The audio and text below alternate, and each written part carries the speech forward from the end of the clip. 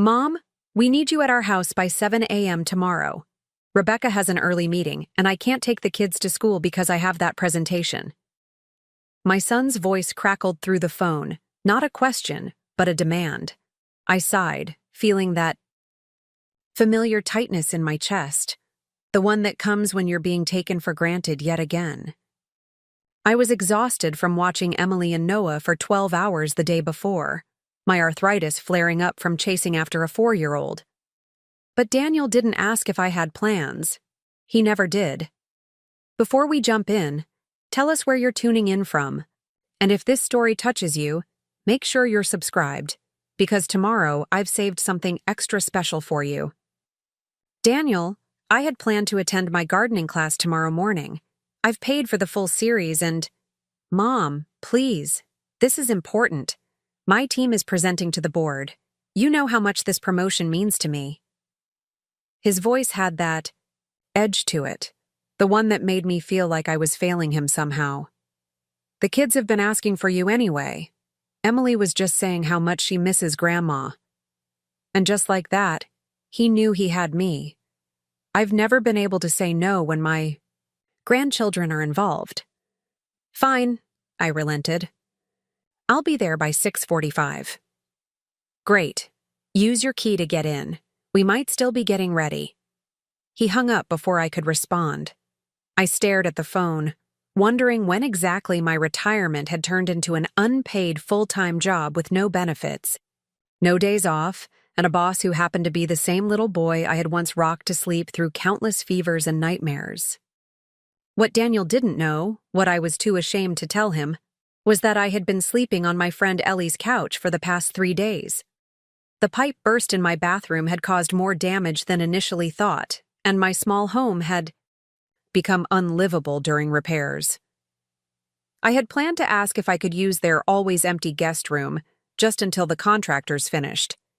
But every time I tried to bring it up, Daniel changed the subject or had to rush off the phone.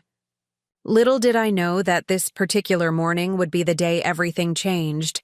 The day I finally saw my situation with the crystal clarity that only comes after decades of putting others first. I'm Elizabeth Collins, though everyone has called me Beth since before I can remember. For 35 years, I taught 3rd grade at Pinewood Elementary, helping hundreds of children learn to multiply, write in cursive, and hopefully develop a love of reading that would carry them through life. I loved every minute of it. Well, most minutes. The paperwork and state testing requirements, not so much. I raised Daniel as a single mother after his father walked out when he was only 4. Richard decided family life was too constraining for his artistic temperament, so he moved to California to find himself. The only things he ever found, apparently, were reasons not to pay child support or call his son on birthdays. So it was just Daniel and me against the world. I worked my teaching job during the day and tutored students in the evenings to make ends meet. We never had much, but Daniel never went without the essentials. I made sure he had opportunities, summer camps, college prep courses, and eventually a full ride to Oregon State based on his grades and my limited income. When Daniel met Rebecca during his senior year of college, I was thrilled. She was ambitious, polished, and from a well-connected family, everything I wasn't. I thought she would be good for him, push him to achieve the things I never could. And in many ways, she did. Within 5 years of graduation, they had the big house in Oak Ridge Estates, the luxury cars, and the kind of lifestyle I could only see in magazines. Then came Emily, my beautiful granddaughter with her father's dark curls and curious eyes. 3 years later, Noah arrived with his mother's blonde hair and a mischievous smile that could melt even the sternest heart. I was smitten, completely in love with these little humans who carried pieces of my DNA and pieces of my heart. When Daniel asked if I could help out with childcare after my retirement 5 years ago, I jumped at the chance. Rebecca's maternity leave was ending, and daycare costs were astronomical, he explained. It would just be temporary, until they figured out a better arrangement. 5 years later, That temporary solution had become my daily reality.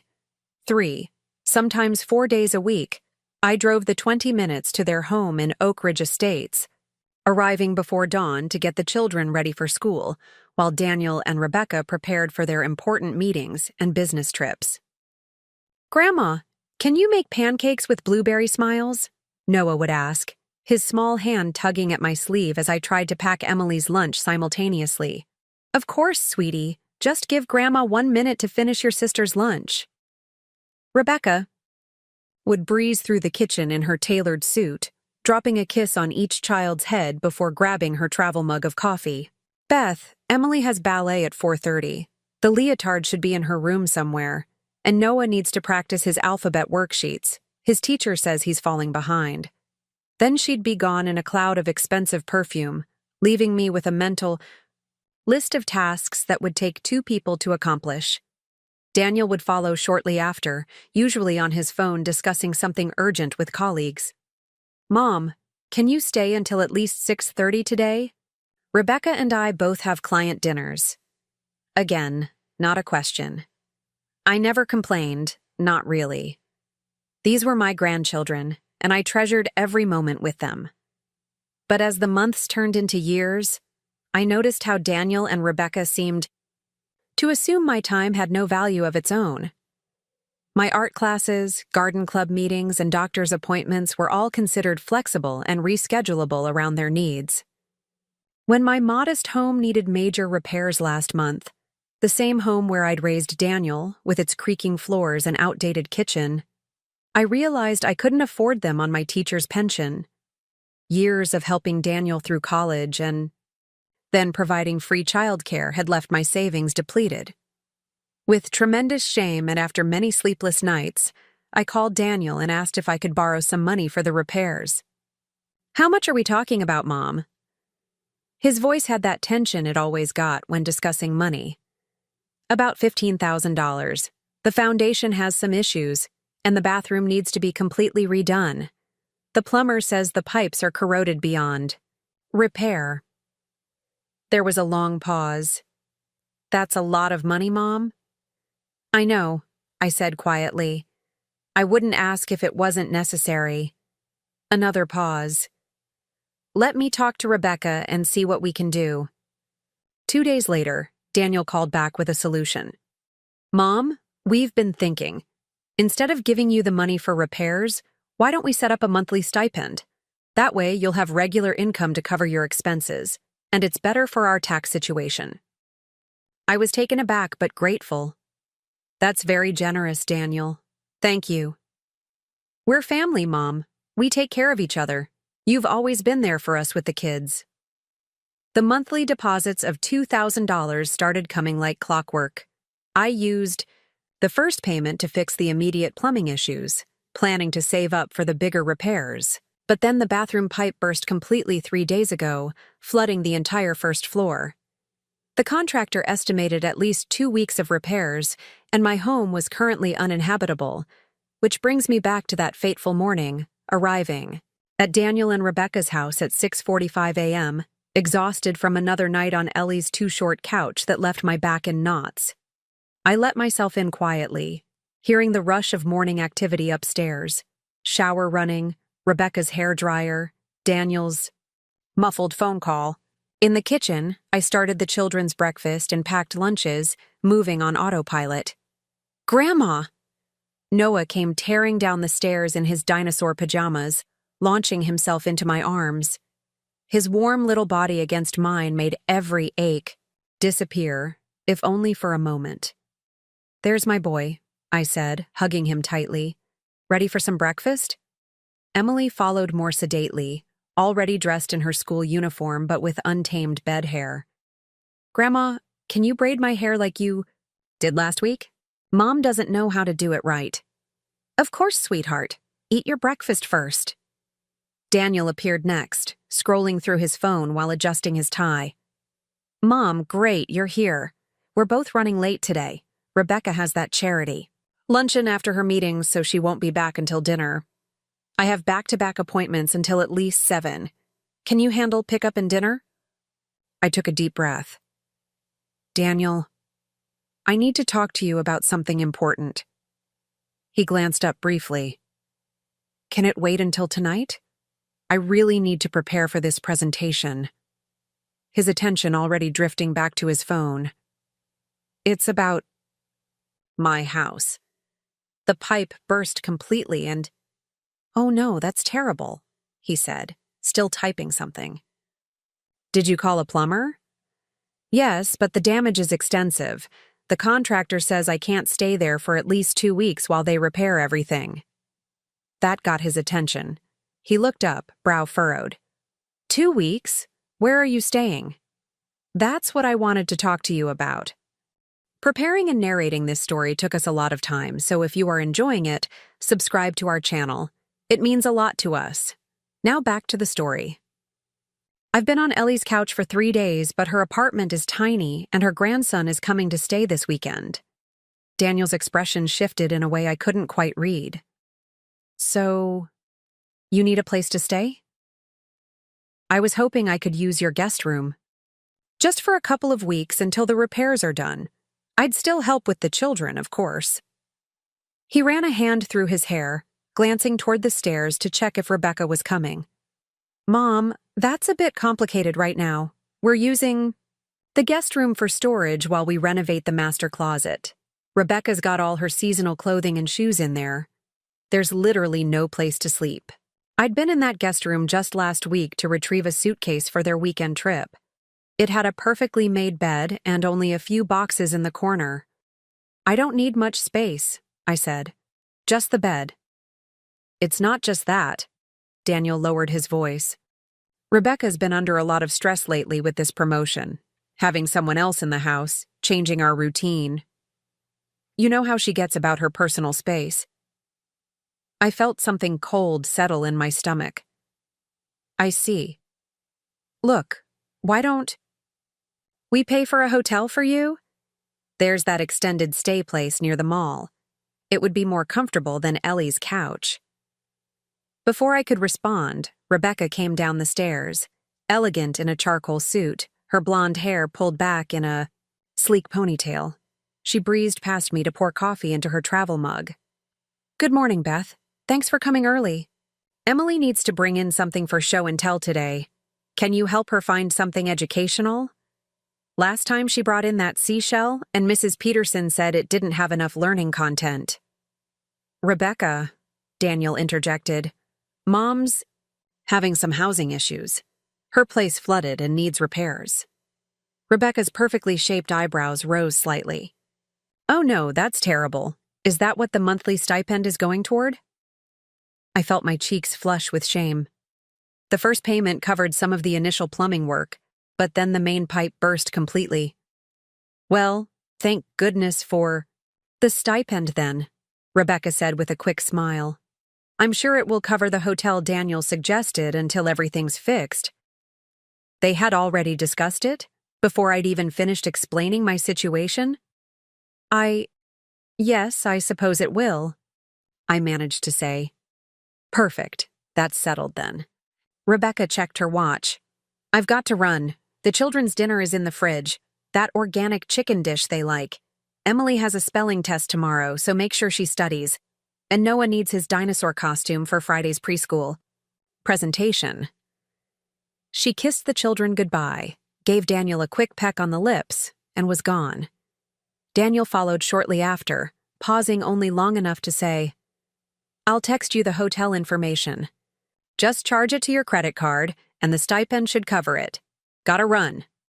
And then it was just me and the children in that enormous house with its 5 bedrooms.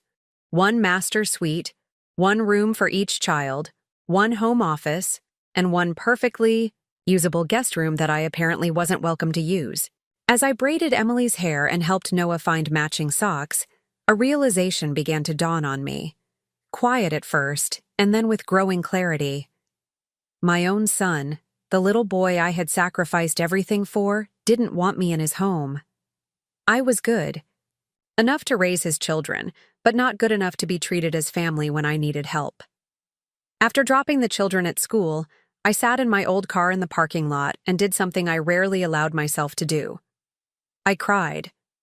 Not the pretty, dignified tears you see in movies, but ugly, body-shaking sobs that came from somewhere deep and wounded. When the tears finally subsided, I didn't feel better. I felt different.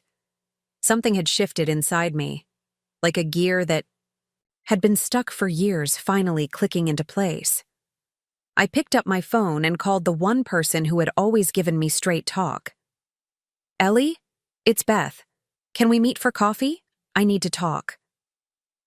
Ellie Martinez had been my colleague at Pinewood, elementary for over 20 years before we both retired. Unlike me, she had established firm boundaries with her family from day one. Her 3 adult children respected her time, called before visiting, and never assumed she would rearrange her life to accommodate theirs. We met at Perk's Coffee Shop, a small local place where teachers had been gathering for decades. Ellie took one look at my puffy eyes and ordered us both the largest coffees available and a slice of chocolate cake to share. "All right, Beth, spill it. What did that son of yours do now?" I told her everything. The flooded house, Daniel and Rebecca's refusal to let me stay in their guest room, the suggestion that I use my stipend to pay for a hotel. Ellie's expression darkened with each detail. When I finished, she pushed the chocolate cake toward me. "Eat that. Sugar helps righteous anger, and honey, you should be furious." "I don't know what to do," I admitted, picking up my fork. "I can't afford the repairs without Daniel's help." "The monthly stipend was your idea?" Ellie asked. "No, Daniel's. I asked for a loan for the repairs, but he suggested a monthly payment instead." Ellie's eyes narrowed. "And how much do you figure you save them in childcare costs each month?" I shrugged. "I don't know. They have the children in that fancy Montessori school, so probably whatever that costs." "Beth, the Oak Ridge Montessori charges $2,500 per child per month for full-time care. You're watching 2 children, so that's $5,000 a month they're not paying. Not to mention the evening babysitting, the weekend emergencies, and all the extra things you do like taking the kids to activities and helping with homework." I stared at her. That can't be right. It is. My daughter looked into it for my grandson before deciding on the public preschool program. And that doesn't even account for the fact that they'd never find a professional sitter willing to be on call 24/7 the way you are. The chocolate cake suddenly tasted like sawdust in my mouth. So the $2,000 they're giving me is less than half what they'd pay for proper childcare, and they've managed to make you feel like they're doing you a favor. Ellie reached across the table and took my hand. "Beth, I love you, but you've got to stop being a doormat. Your son is taking advantage of you, and it's time you stood up for yourself." "But what about the children? I can't just abandon them." "Setting boundaries isn't abandonment. Besides, I've seen how those children adore you. That relationship won't change just because you start demanding basic respect." As we talked, a plan began to form. It wasn't about revenge or even anger. It was about finally recognizing my own worth. "I need to find a place to stay first," I said, feeling a sense of purpose I hadn't felt in years. "You can stay with me until Friday when Carlos arrives," Ellie offered. "After that, let's see about getting you into one of those cottages at Sycamore Gardens. My cousin Irene lives there and loves it. They might have a short-term rental available." For the first time in days, I felt a glimmer of hope. "Thank you, Ellie. I don't know what I'd do without you." That's what real family does, Beth. They show up when you need them, not just when it's convenient for them. As I drove to pick up Noah from preschool that afternoon, Ellie's words kept replaying in my mind. Real family shows up. Daniel had been my whole world for so long that I'd forgotten what it meant to be respected as a person with my own needs and boundaries. By the time I arrived at Daniel and Rebecca's house with both children, I had made my decision. I would continue to care for Emily and Noah because I loved them and they deserved stability, but everything else was about to change. Noah tugged at my hand as we walked through the door. Grandma, can we plant seeds like we talked about? You said we could make a fairy garden. I smiled down at him. Yes, sweetheart. Let's get your snack first, and then we'll start our garden project. As the children ate their snacks, I made 3 phone calls. The first was to Sycamore Gardens, inquiring about short-term accommodations. The second was to Patricia Chen, a legal consultant recommended by another teacher friend. And the third was to my bank, to check exactly how much I had in savings and what options I had for a small personal loan. By the time Daniel and Rebecca arrived home, separately and both later than they'd promised, I had bathed the children, supervised homework, served and cleaned up dinner, and gotten them into pajamas. Emily was reading in bed, and Noah was already fast asleep, clutching the small pot where we had planted seeds for his fairy garden. How were they? Rebecca asked, slipping off her heels and massaging her feet. Wonderful, as always, I said. Emily is becoming quite the reader. She finished her chapter book today. Rebecca nodded distractedly, scrolling through her phone. That's nice. Did she practice her spelling words? Yes, we went through them twice. She knows them all. Daniel came in 20 minutes later, loosening his tie and looking exhausted. Sorry I'm late, Mom. Client meeting ran over. Did you get the hotel information I texted? I did, I said calmly. But I've made other arrangements. I'll be staying with Ellie until Friday, and then I've found a short-term rental at Sycamore Gardens. He looked surprised. Oh, well, that works too, I guess. Is it affordable? It's within my budget, I said, deliberately vague. But while we're on the subject of finances, I wanted to talk to you about the childcare arrangement. Daniel and Rebecca exchanged a quick glance. What about it? Daniel asked cautiously. I've realized that I need to create some better boundaries for myself. I'm happy to continue watching Emily and Noah, but I need a formal arrangement with set hours and compensation. Rebecca's head snapped up from her phone. Compensation? But we're already giving you a monthly stipend. The stipend is for my housing repairs, I said evenly. This would be separate. Payment for the child care. Services I provide. Daniel's expression hardened. Mom, we're family. Family helps each other. You know we appreciate what you do for the kids. Yes, family does help each other, I agreed. Like offering a spare bedroom when someone's house floods, or considering their needs and not just what's convenient. The room went very quiet. Rebecca suddenly found something fascinating on her phone again, and Daniel's face flushed. That's not fair, he said finally. We explained why the guest room wouldn't work. Yes, you did, and I've accepted that explanation. Now I'm explaining that my time and effort have value, and I need that to be recognized. Rebecca looked up, her expression calculating. What exactly are you proposing, Beth? I'll continue to care for the children 3 days a week, from 7 a.m. until 5 p.m. That's still significantly less than you'd pay for full-time childcare.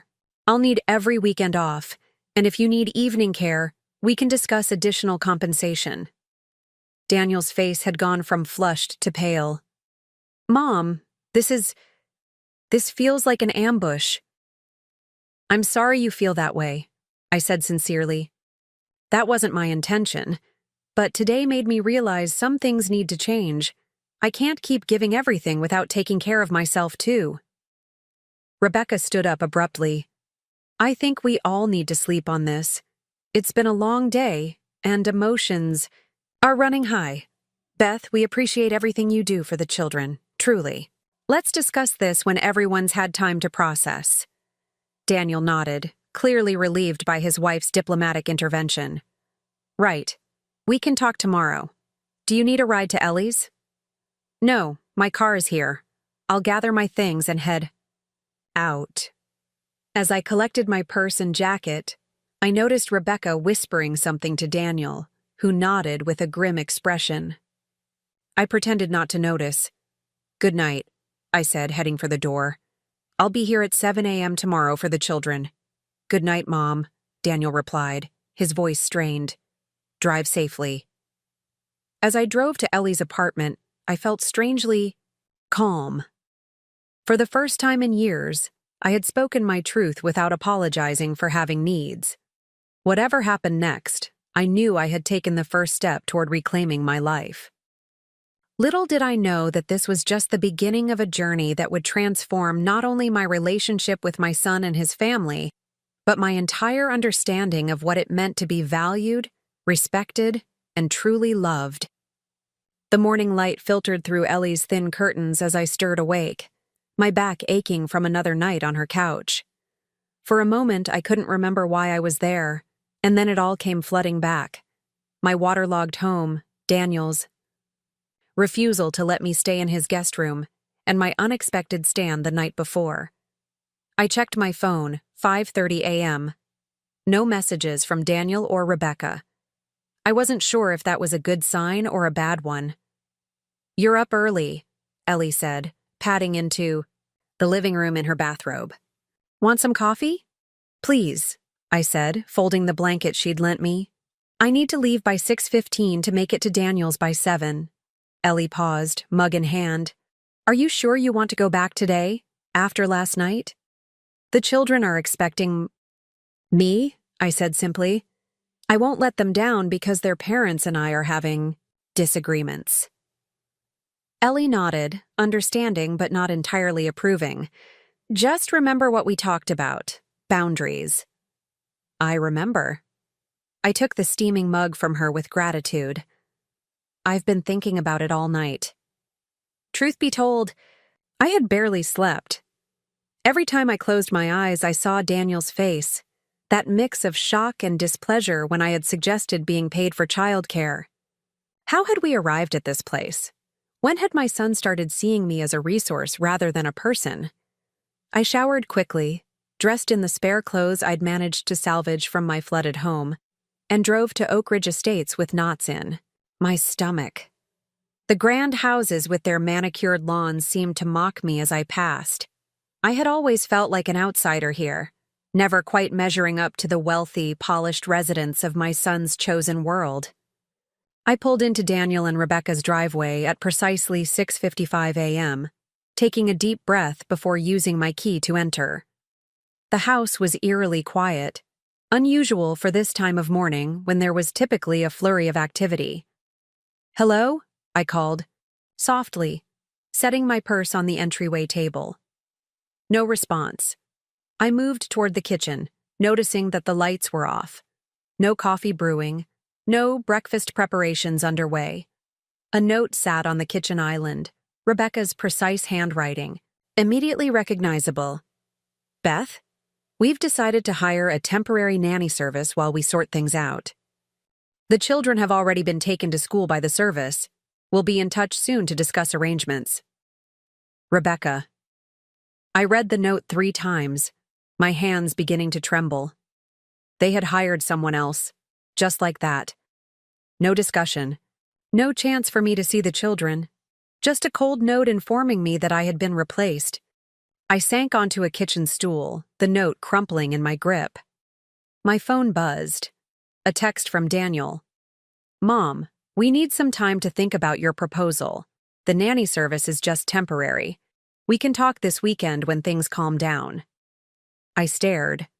At the message, a wave of hurt washing over me. They hadn't even given me the courtesy of a phone call.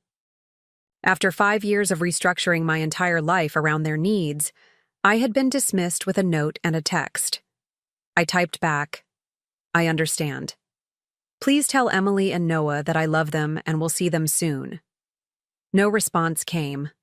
I sat in their silent kitchen for a few minutes, gathering my thoughts. Part of me wanted to wait until they returned, to demand an explanation face to face. But a newer, stronger voice inside reminded me that this was exactly the problem. I had always been the one waiting, accommodating, bending. Not today. I left the house, locking the door behind me, and drove directly to Sycamore Gardens, the senior living community I had contacted the day before. Unlike the ostentatious homes of Oak Ridge Estates, Sycamore Gardens offered simple, cottage-style apartments clustered around green communal spaces. The leasing office was in a converted farmhouse at the entrance to the property. "Ms. Collins?" A friendly woman in her 50s greeted me. "I'm Marianne Winters, the property manager. We spoke yesterday about short-term accommodations." "Yes, thank you for seeing me on such short notice." "Not at all. We actually had a cancellation for one of our furnished units. It's available for a minimum of 1 month, with the option to extend or convert to a long-term lease if you're interested." She showed me to a small cottage with a front porch overlooking a flower garden. Inside was modest but comfortable, a combined living and dining area, a compact kitchen, 1 bedroom, and a bathroom with grab bars already installed. The furniture was simple but functional, with a comfortable-looking queen bed and a small writing desk by the window. "It's perfect," I said, surprised at how quickly I had made the decision. "When can I move in?" "Today, if you'd like. The cleaning crew just finished yesterday." I signed the papers, handed over my credit card for the deposit and first month's rent, and just like that, I had a new home, temporary though it might be. The rent would take a significant chunk of my monthly pension, but it was worth it for the independence. Back at Ellie's, I packed up the few belongings I had with me. "You found a place already?" she asked, helping me gather my things. "A cottage at Sycamore Gardens. It's furnished, so I don't need much." "And Daniel? Rebecca?" I showed her the note and Daniel's text. "Those ungrateful little—" She caught herself. "Well, maybe this is for the best. It gives you time to regroup without their pressure." "They hired a nanny service," I said, still unable to believe it. "After all this time, they just replaced me overnight." "They're trying to scare you," Ellie said firmly. "They think if they show you how easily they can function without you, you'll back down and accept their terms again." "Maybe they're right," I admitted. "Maybe they don't need me." "Beth Collins, stop that right now." Ellie took my shoulders in her hands. "This isn't about whether they need you. It's about whether they respect you. And based on that cold note and text message, I'd say the answer is a resounding no." I nodded, blinking back tears. "What do I do now?" "Now, you focus on yourself for once. Get settled in your new place. Talk to that legal consultant. Figure out what you really want. Not what Daniel wants, not what the children need, but what you want." The concept was so foreign that I almost couldn't grasp it. What did I want? For so long, my wants had been subsumed by others' needs that I barely recognized my own desires anymore. After moving my few belongings into the cottage, I called Patricia Chen, the legal consultant Ellie had recommended. "I have an opening." "This afternoon at 3:00, she said after I briefly explained my situation. "Would that work for you?" "Yes, thank you." I spent the next few hours at the local discount store, purchasing essentials, toiletries, a few kitchen items, some basic clothing to tide me over until I could assess the damage to my belongings at home. The simple act of selecting things, based solely on my preferences, without considering anyone else's opinions, felt strangely liberating. Patricia Chen's office was located in a converted Victorian house downtown, her practice sharing space with a massage therapist and an acupuncturist. The waiting room had plants in every corner and smelled pleasantly of lavender. Patricia herself was younger than I expected, perhaps in her mid-40s, with a direct gaze and a no-nonsense manner that I immediately appreciated. "Ms. Collins, tell me about your arrangement with your son and daughter-in-law," she said after we exchanged greetings and settled in her office. I explained everything: the childcare arrangement, the flooding of my home, the monthly stipend that had recently replaced my request for a home repair loan, and finally, the events of the previous evening. "So they're providing you with $2,000 monthly, but you're providing approximately 40 hours of childcare per week, plus evenings and weekends as needed," she clarified, taking notes. "Yes, That's correct. And was there any formal agreement about this arrangement? No, nothing in writing. Daniel just said it would help with their tax situation, and the money started appearing in my account. Patricia nodded thoughtfully. And the money was originally intended to help with your home repairs, not as compensation for childcare services? Yes, that's right. I asked for a loan of $15,000 for repairs, and he suggested the monthly payments instead. She made a few more notes before setting down her pen. Ms. Collins, based on what you've told me, you have several options. First, you could formalize a childcare arrangement with appropriate compensation, as you suggested to them. Second, you could terminate the childcare arrangement entirely and seek the loan you originally requested. Or third, you could renegotiate the terms of the monthly stipend to clarify that it is, in fact, for childcare services, but with defined boundaries and expectations. What would you recommend? Honestly, I'd recommend option 3. The monthly stipend is already in place, which gives you some leverage, but we need to clarify the terms and ensure that your time and services are respected. And if they refuse?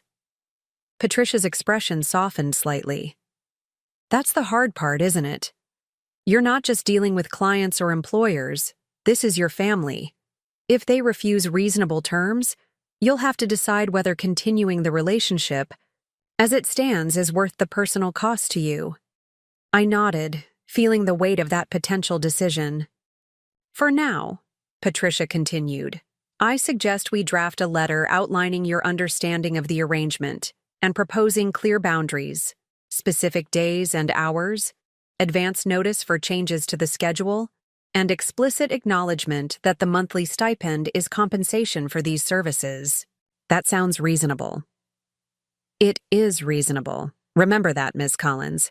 You're not asking for anything excessive or unfair. You're simply requesting clarity and respect.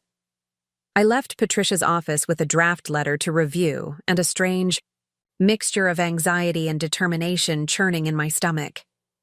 This wasn't how I had imagined spending my retirement years, fighting with my son over basic respect and living in a senior community because my own home was uninhabitable. And yet, there was also a sense of possibility that I hadn't felt in years. Back at the cottage, I made myself a simple dinner and sat on the front porch, watching the sunset. Several of my neighbors waved as they walked past, a friendly elderly couple even stopping to introduce themselves. We're Jack and Marion Reynolds, the woman said warmly. Unit 14, just across the garden. We've been here 3 years and love it. Beth Collins, I replied, shaking their hands. I just moved in today, actually. Well, welcome to Sycamore. There's coffee and donuts in the community center every Wednesday morning. Great way to meet folks. Jack's smile was genuine, his weathered face crinkling at the corners. Thank you. I might just do that. After they continued their walk, I sat in the growing twilight, reflecting on how different this community felt from Oak Ridge Estates. Here, people actually stopped to chat with strangers. They didn't size you up based on your car or your clothing or your professional accomplishments. My phone rang, interrupting my thoughts. Daniel. Hello, I answered, keeping my voice neutral. Mom? He sounded tired. I wanted to check in. Where are you staying? I've found a place at Sycamore Gardens. It's quite nice, actually. Sycamore Gardens? Isn't that a senior place? It is. It's perfect for my needs right now. There was an awkward pause. How much is it costing you? I can manage it with my pension, I said, deliberately not answering his question directly. Another pause. Look, Mom, about yesterday. I think there was a misunderstanding. Rebecca and I weren't trying to be difficult about the guest room. It's just that with her clothes and everything. Daniel, I cut in gently. I understand. You've made your position clear. We hired a nanny service temporarily, he continued, as if I hadn't spoken. Just until we figure this out. The kids were asking for you this evening.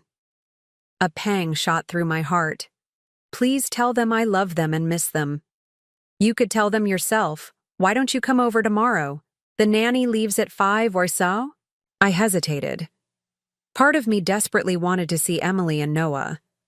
But another part, the new, emerging part that was learning to protect my own interests, recognized this as a manipulation tactic. I'd love to see them, I said carefully. But I think we should clarify some things first. What things? His voice took on an edge. The nature of our arrangement.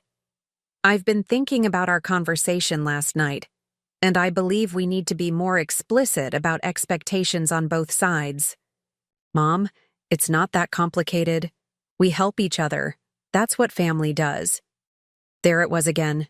That phrase he used whenever he wanted something from me without giving anything in return. Yes, family helps each other, I agreed. And I want to continue helping with Emily and Noah because I love them, but I also need to take care of myself. Is this about money? He asked bluntly. Do you need more than the $2,000? It's not just about money, Daniel. It's about respect. It's about recognizing that my time has value. That I have needs too. He sighed heavily. I don't understand where this is coming from. You've never complained before. Maybe that's part of the problem, I said quietly. I should have spoken up sooner. So what exactly do you want? I'm having some thoughts drafted. I'd prefer to discuss it when we can sit down together properly. Drafted? What does that mean? Are you talking to a lawyer? His voice rose, in disbelief. A legal consultant, I corrected, just to help clarify the arrangement.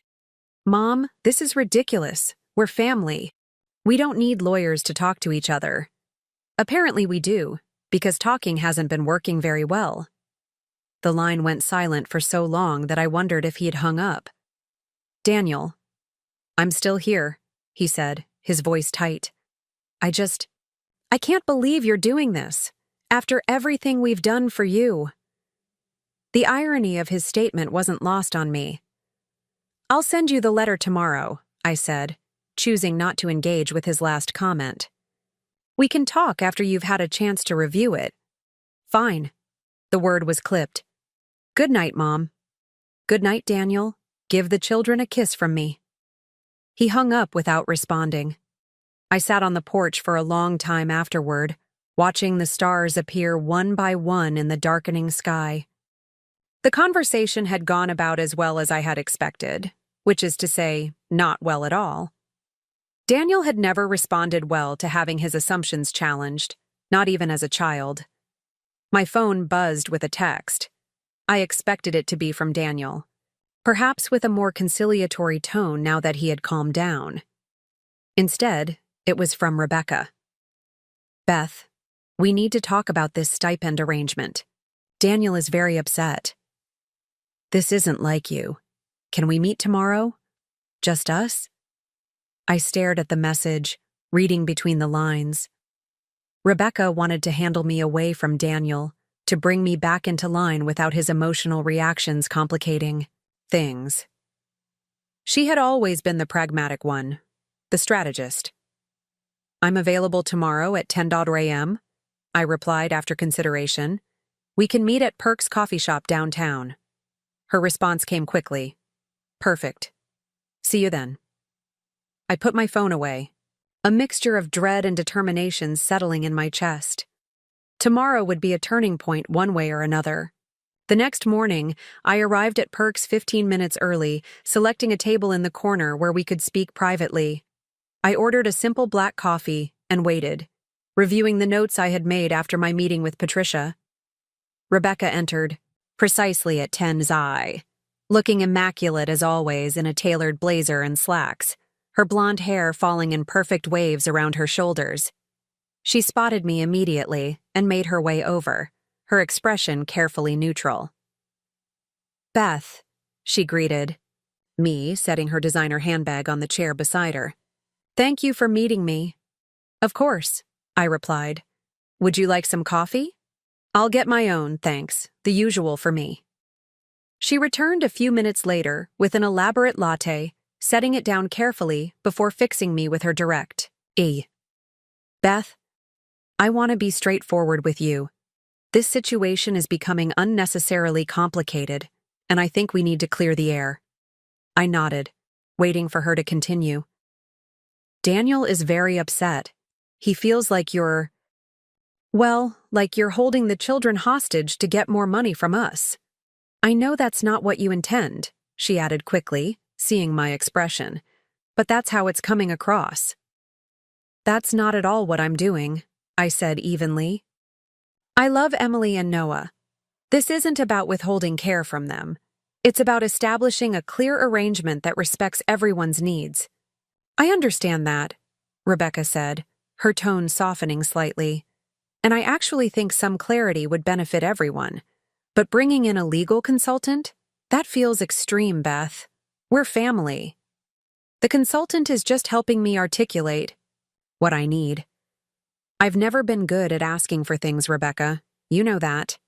She took a sip of her latte, considering me over the rim of her cup. What is it that you need exactly? I took a deep breath. Recognition that my time has value.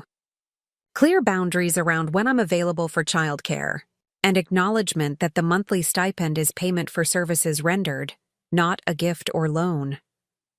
Rebecca nodded slowly. That seems reasonable. And in return? In return, I'll continue to provide childcare for Emily and Noah 3 days a week from 7 a.m. to 5 p.m. I'll need advance notice for any additional hours, and weekends will be at my discretion. That's significantly less coverage than we've had, she noted, her business mind calculating the gap. Yes, it is. You'll need to find additional childcare for the remaining days. She tapped her manicured nails on the table, thinking. The nanny service charges $35 per hour for both children. That's $350 per day, $1,150 per week for 5 days. We're currently paying you $2,000 per month. I waited, letting her do the math. If we were to pay you at market rate for 3 days a week, that would be approximately $4,200 per month, she concluded. Is that what you're asking for? No, I said, surprising her. I'm not asking for market rate. The $2,000 is adequate compensation for the 3 days weekly. But I need the boundaries to be clear, and I need the flexibility to say no to additional hours without feeling like I'm letting you down. Rebecca looked genuinely puzzled. If it's not about money, then what is this really about, Beth? Respect, I said simply, acknowledging that I have a life beyond caring for your children, that I have needs too. Like staying in our guest room when your house flooded, she said, connecting the dots. Yes, like that. But it's more than just one incident. It's about how easily you and Daniel made decisions about my life without consulting me. How you replaced me with a nanny service overnight without even a phone call. Rebecca had the grace to look slightly embarrassed. That was hastily done. Daniel was upset after your conversation, and he felt that hiring the service would show you that we had other options. It certainly did that, I said dryly. She sighed, rubbing her temple. Beth, I value directness, so I'm going to be direct. With you. Daniel and I rely heavily on your help with the children, much more than either of us likes to admit. The nanny service is adequate, but the children miss you, and frankly, it's significantly more expensive. I appreciate your honesty. However, she continued, I also understand where you're coming from about boundaries. I've told Daniel for years that we ask too much of you, that we take advantage of your willingness to help. He doesn't see it that way. This admission surprised me. I had always assumed Rebecca was the driving force behind their demanding schedule, with her high-powered career and social ambitions. How does he see it? I asked. He sees it as reciprocal. You supported him growing up, and now he's supporting you financially. In his mind, the childcare is your way of contributing to the arrangement. I felt a flash of hurt at the transactional nature of this description. Is that how you see it too? Rebecca hesitated. I see it as more complicated than that. I recognize that what you provide, consistent, loving care from someone the children adore, is invaluable. But I also know that Daniel feels responsible for your financial security, especially since your pension isn't substantial. So, the monthly stipend isn't really about the childcare. It's about Daniel feeling like he's taking care of me, whether I need it or not. Essentially, yes. She took another sip of her latte. But that doesn't mean we can't reframe it. If having it explicitly acknowledged as payment for childcare services helps you feel more valued, I'm amenable to that. I studied her face, trying to gauge her sincerity. Rebecca had always been hard to read, her professional mask rarely slipping to reveal her true thoughts. And the boundaries, the reduced schedule? That's more challenging, she admitted, but not insurmountable. We could increase the nanny service to cover the other days. It would strain our budget a bit, but we'd manage.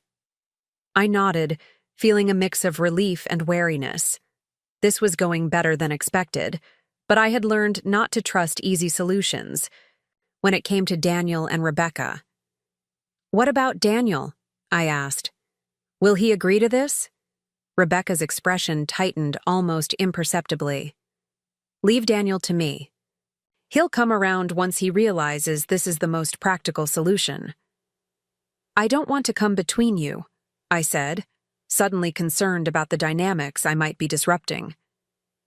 You won't, she assured me. Daniel and I have different approaches, but we ultimately want the same things, what's best for our family. And like it or not, Beth, you're part of that family. The sentiment should have been comforting, but something in her tone made me uneasy. There was a calculating quality to her words, as if she were plotting several moves ahead in a chess game I didn't fully understand. I'd like to get our agreement in writing, I said, returning to firmer ground, just so everyone's clear on the expectations. Of course, Rebecca said smoothly. Send me what your consultant drafts, and I'll review it. We can finalize the details by the weekend. She glanced at her watch and began gathering her things. I need to get back to the office, but I'm glad we had this talk, Beth. I think we can work this out amicably, without any more disruptions. The way she said disruptions made it clear she was referring to my sudden stand for independence, my refusal to continue as before. I hope so, I said, rising as she did. I miss the children. They miss you too, she replied, her voice softening for the first time. Noah keeps asking when Grandma's coming back.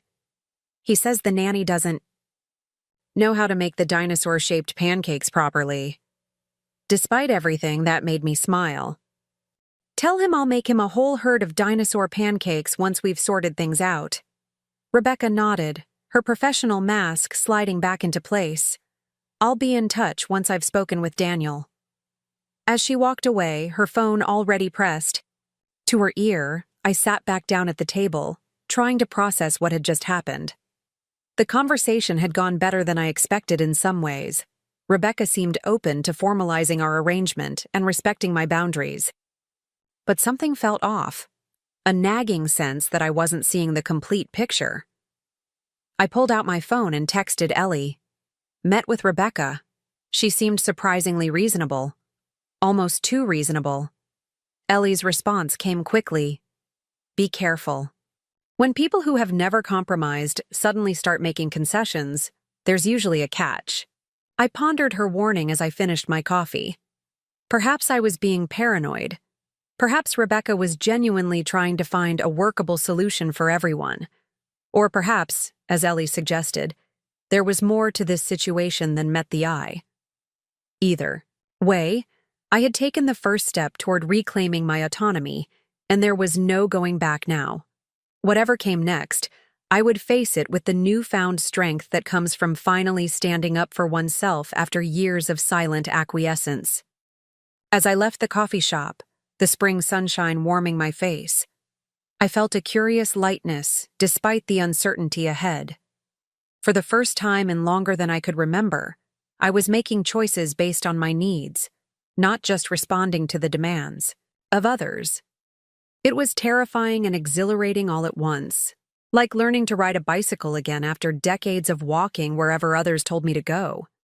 The cottage at Sycamore Gardens felt more like home with each passing day. I had picked up a few houseplants from the local nursery, hung a watercolor painting Ellie had given me as a housewarming gift, and arranged my meager salvaged belongings in a way that made the space feel distinctly mine. The community had welcomed me warmly. Morning coffee gatherings at the community center had introduced me to a dozen neighbors, each with their own fascinating stories. "Did you hear we're starting a garden club?" Marion Reynolds asked, refilling my coffee cup during the Wednesday morning social. Jack's got his heart set on building some raised beds behind the community center. The property manager approved it yesterday. "That sounds wonderful," I replied, genuinely interested. I've always loved gardening, but never had much time for it.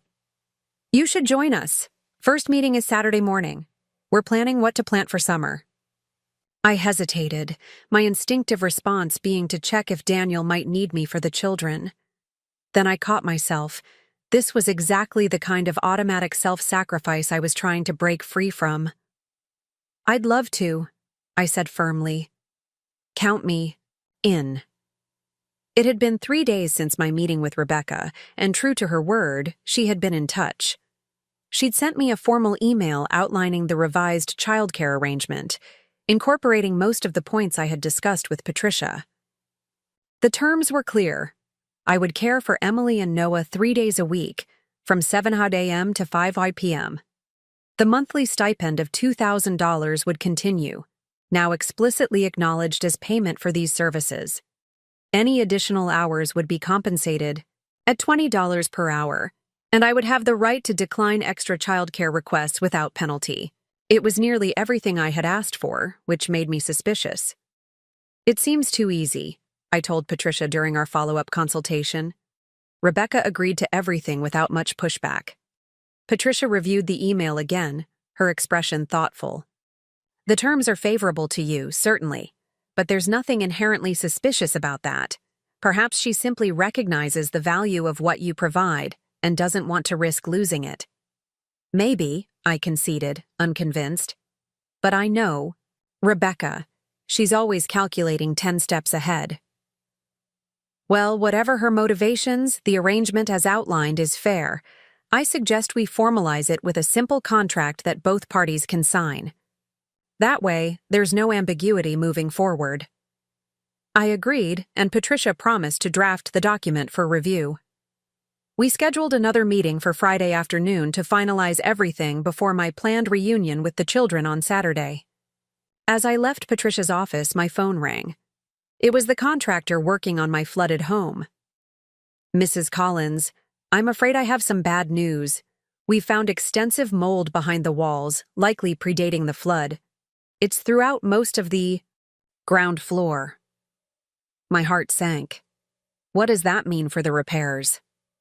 It means significantly more work and expense than we initially estimated. We'll need to remove all the affected drywall, treat the framing, and replace everything.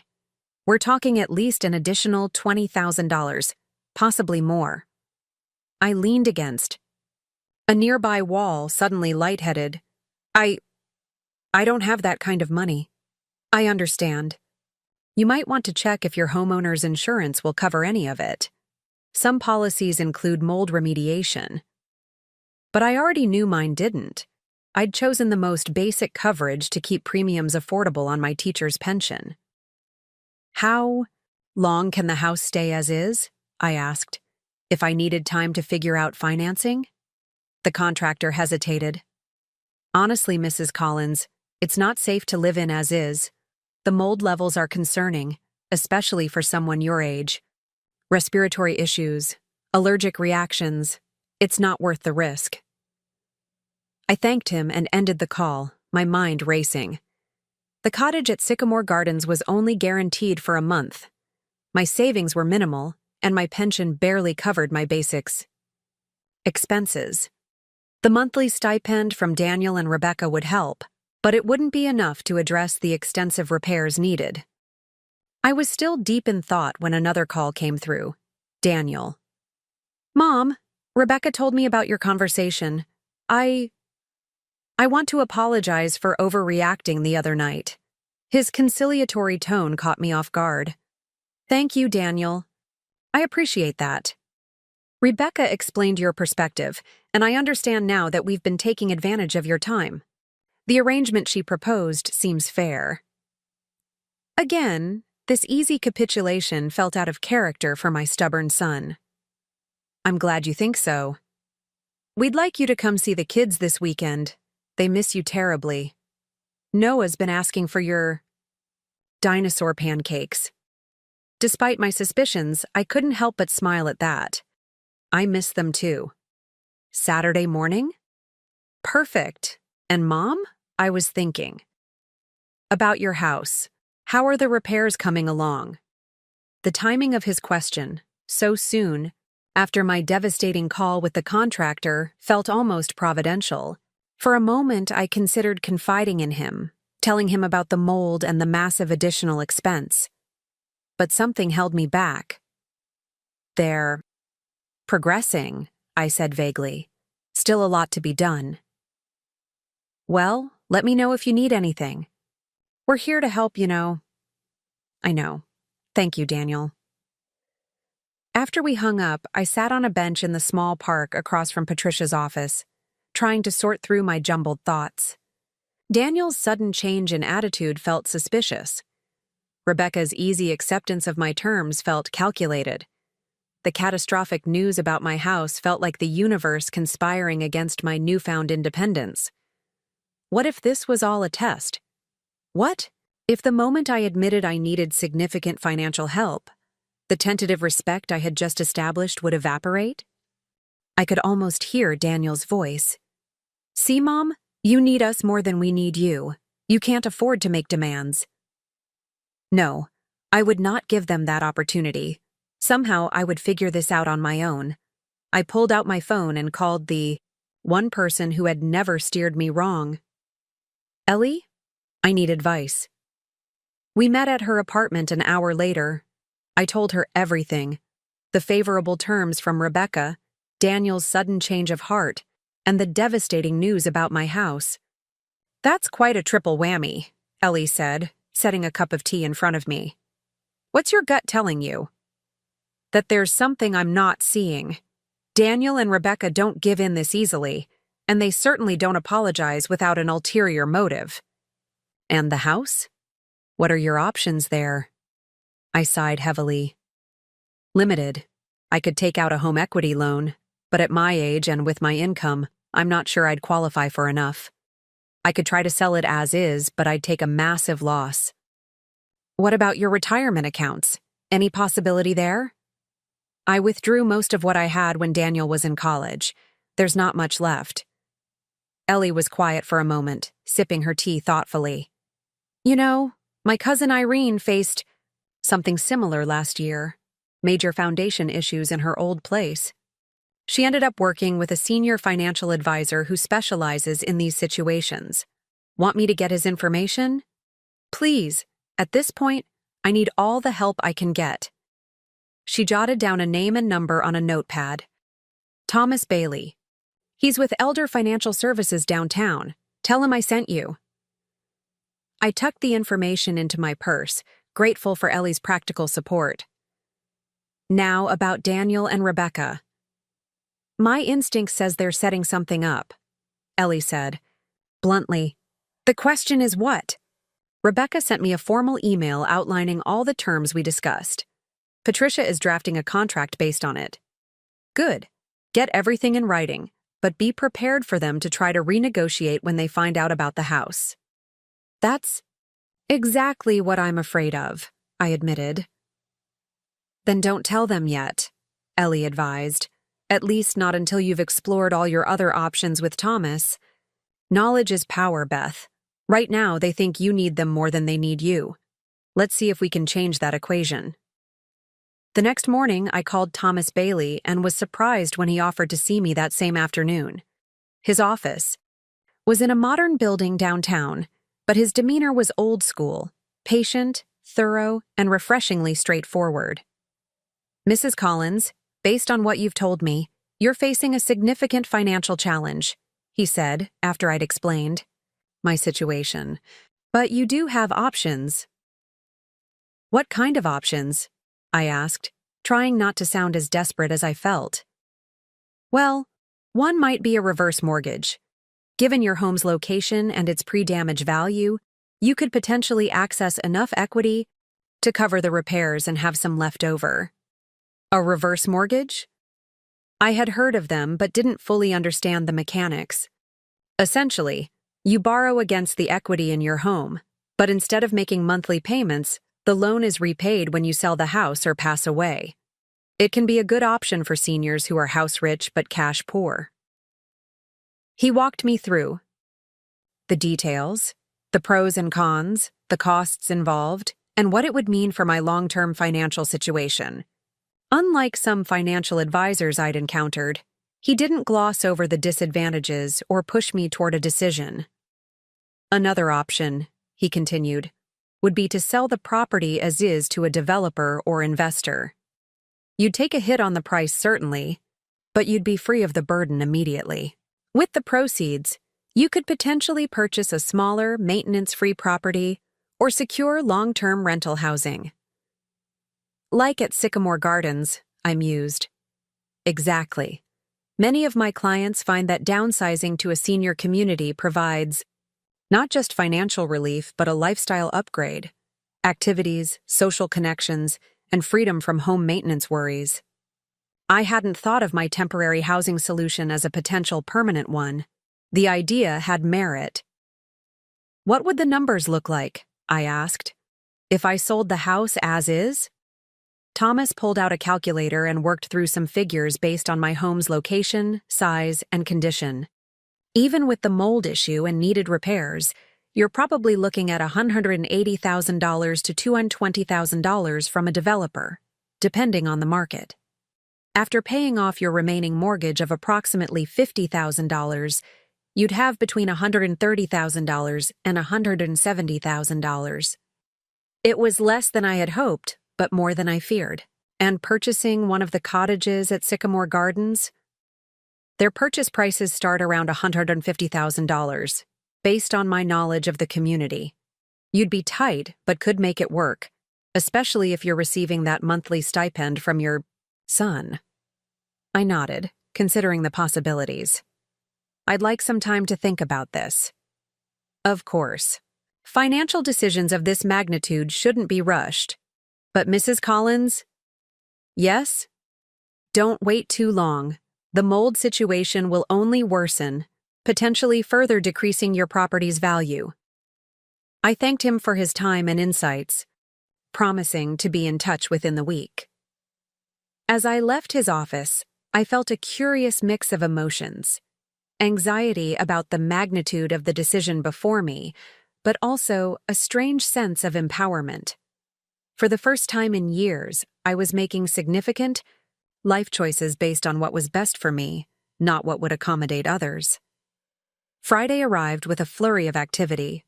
I met with Patricia to finalize the childcare contract, spoke with a real estate agent about potentially listing my house as is, and confirmed with Daniel that I would see the children the following morning. "They can't wait to see you," he said, his voice warm and enthusiastic. "Rebecca's planning a special breakfast." "Tell her not to go to any trouble," I replied. "I'm happy to make the children breakfast myself." No, she insists. It's a bit of a peace offering, I think." Again, that nagging sense that something wasn't quite right. Rebecca wasn't the peace offering type. She was strategic, practical, and always looking to advance her position. What was her angle here? I pushed the thought aside as I prepared for my evening plans. Jack and Marion Reynolds had invited me to join them for dinner at the Sycamore Gardens Community Center, where a local chef taught monthly cooking classes for residents. "You'll love Chef Antonio," Marion assured me as we walked together to the center. "He specializes in simple but elegant meals that even kitchens like ours can handle." The evening was delightful. The chef was charming and talented. The meal we prepared together was delicious, and the company was engaging. For the first time since my house had flooded, I found myself laughing freely. The weight of my worries temporarily lifted. "You have a beautiful smile, Beth," Jack commented as we walked back to our cottages afterward. "You should use it more often." "I'm trying to," I replied, realizing it was true. Despite everything, I was finding moments of genuine joy in this new chapter of my life. Back at my cottage, I noticed a missed call from an unfamiliar number. The voicemail was from Howard Green, the contractor working on my house.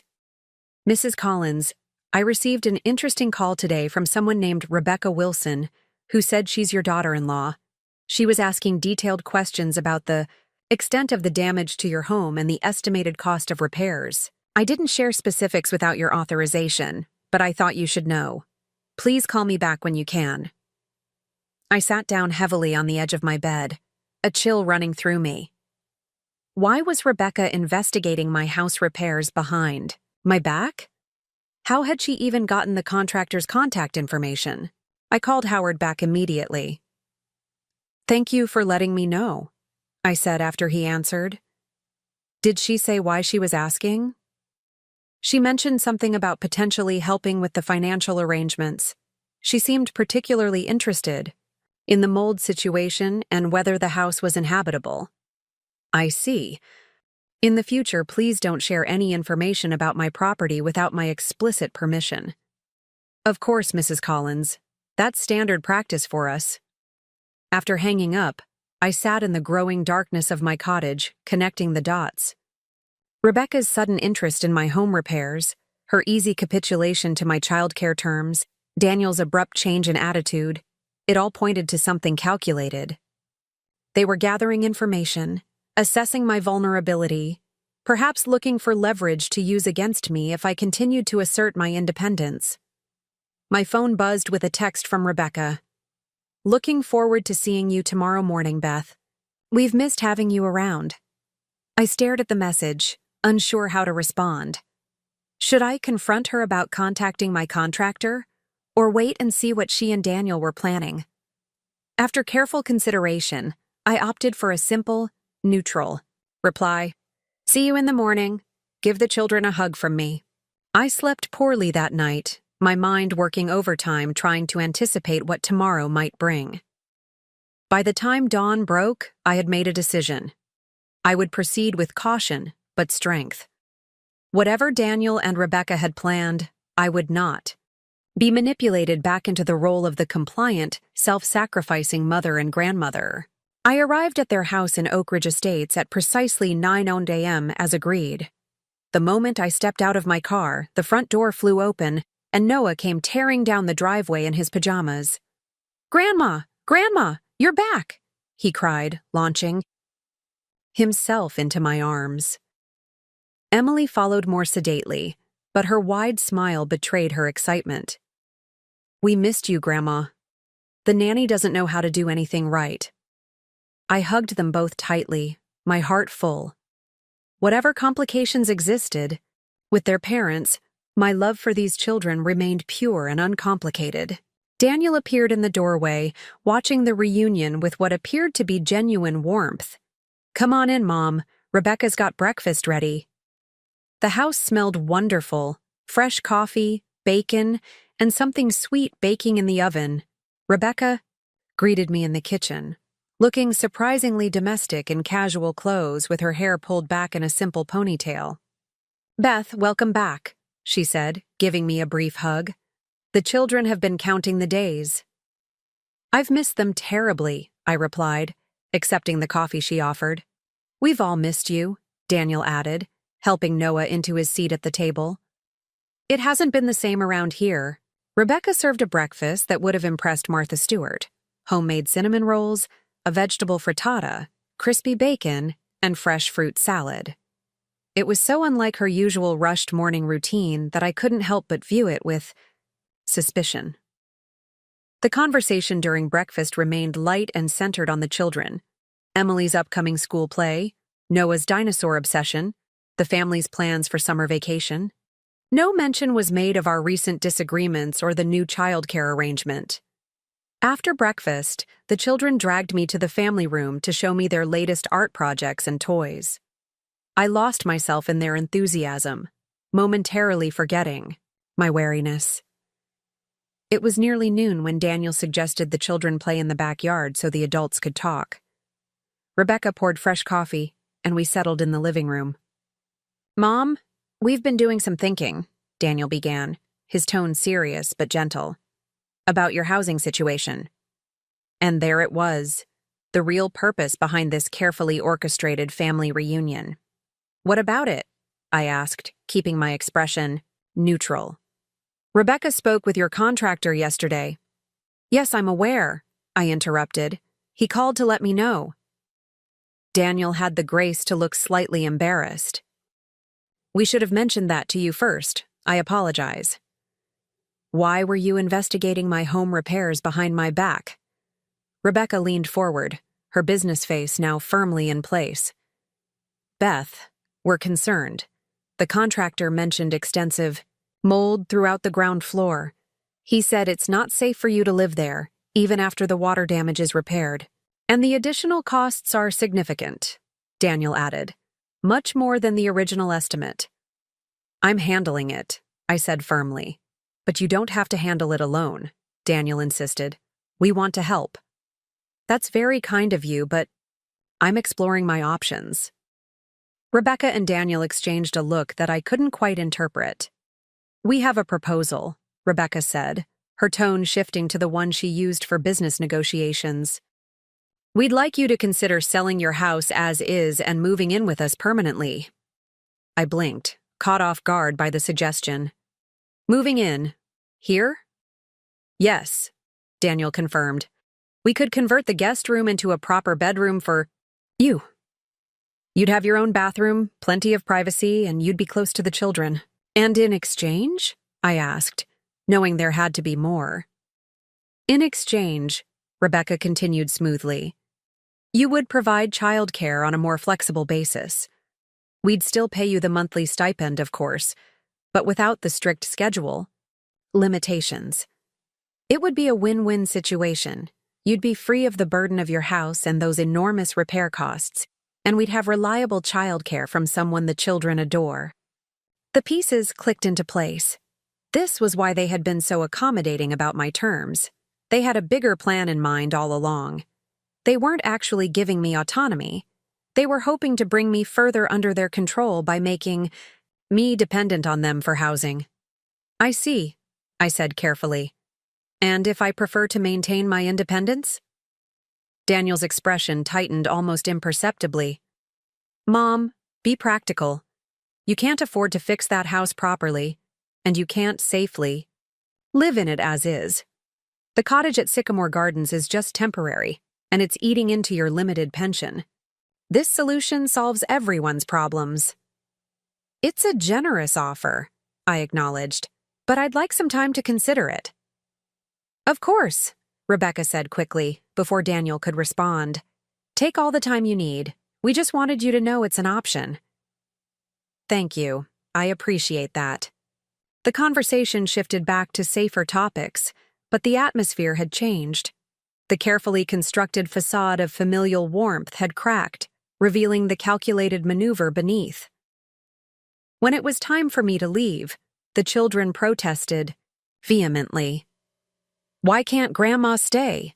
Noah wailed, clinging to my legs. "Grandma has her own place now," Daniel explained, gently prying Noah's arms from my knees. "But maybe someday she'll live with us. Would you like that?" The obvious manipulation irritated me, but I kept my expression pleasant for the children's sake. "I'll see you very soon," I promised, hugging them both. "Remember, I'm starting with you again on Monday morning." 3 days a week, Emily recited. Monday, Wednesday, and Friday. "That's right, sweetheart." Daniel walked me to my car, hovering uncomfortably as I got in. "Think about our offer, Mom.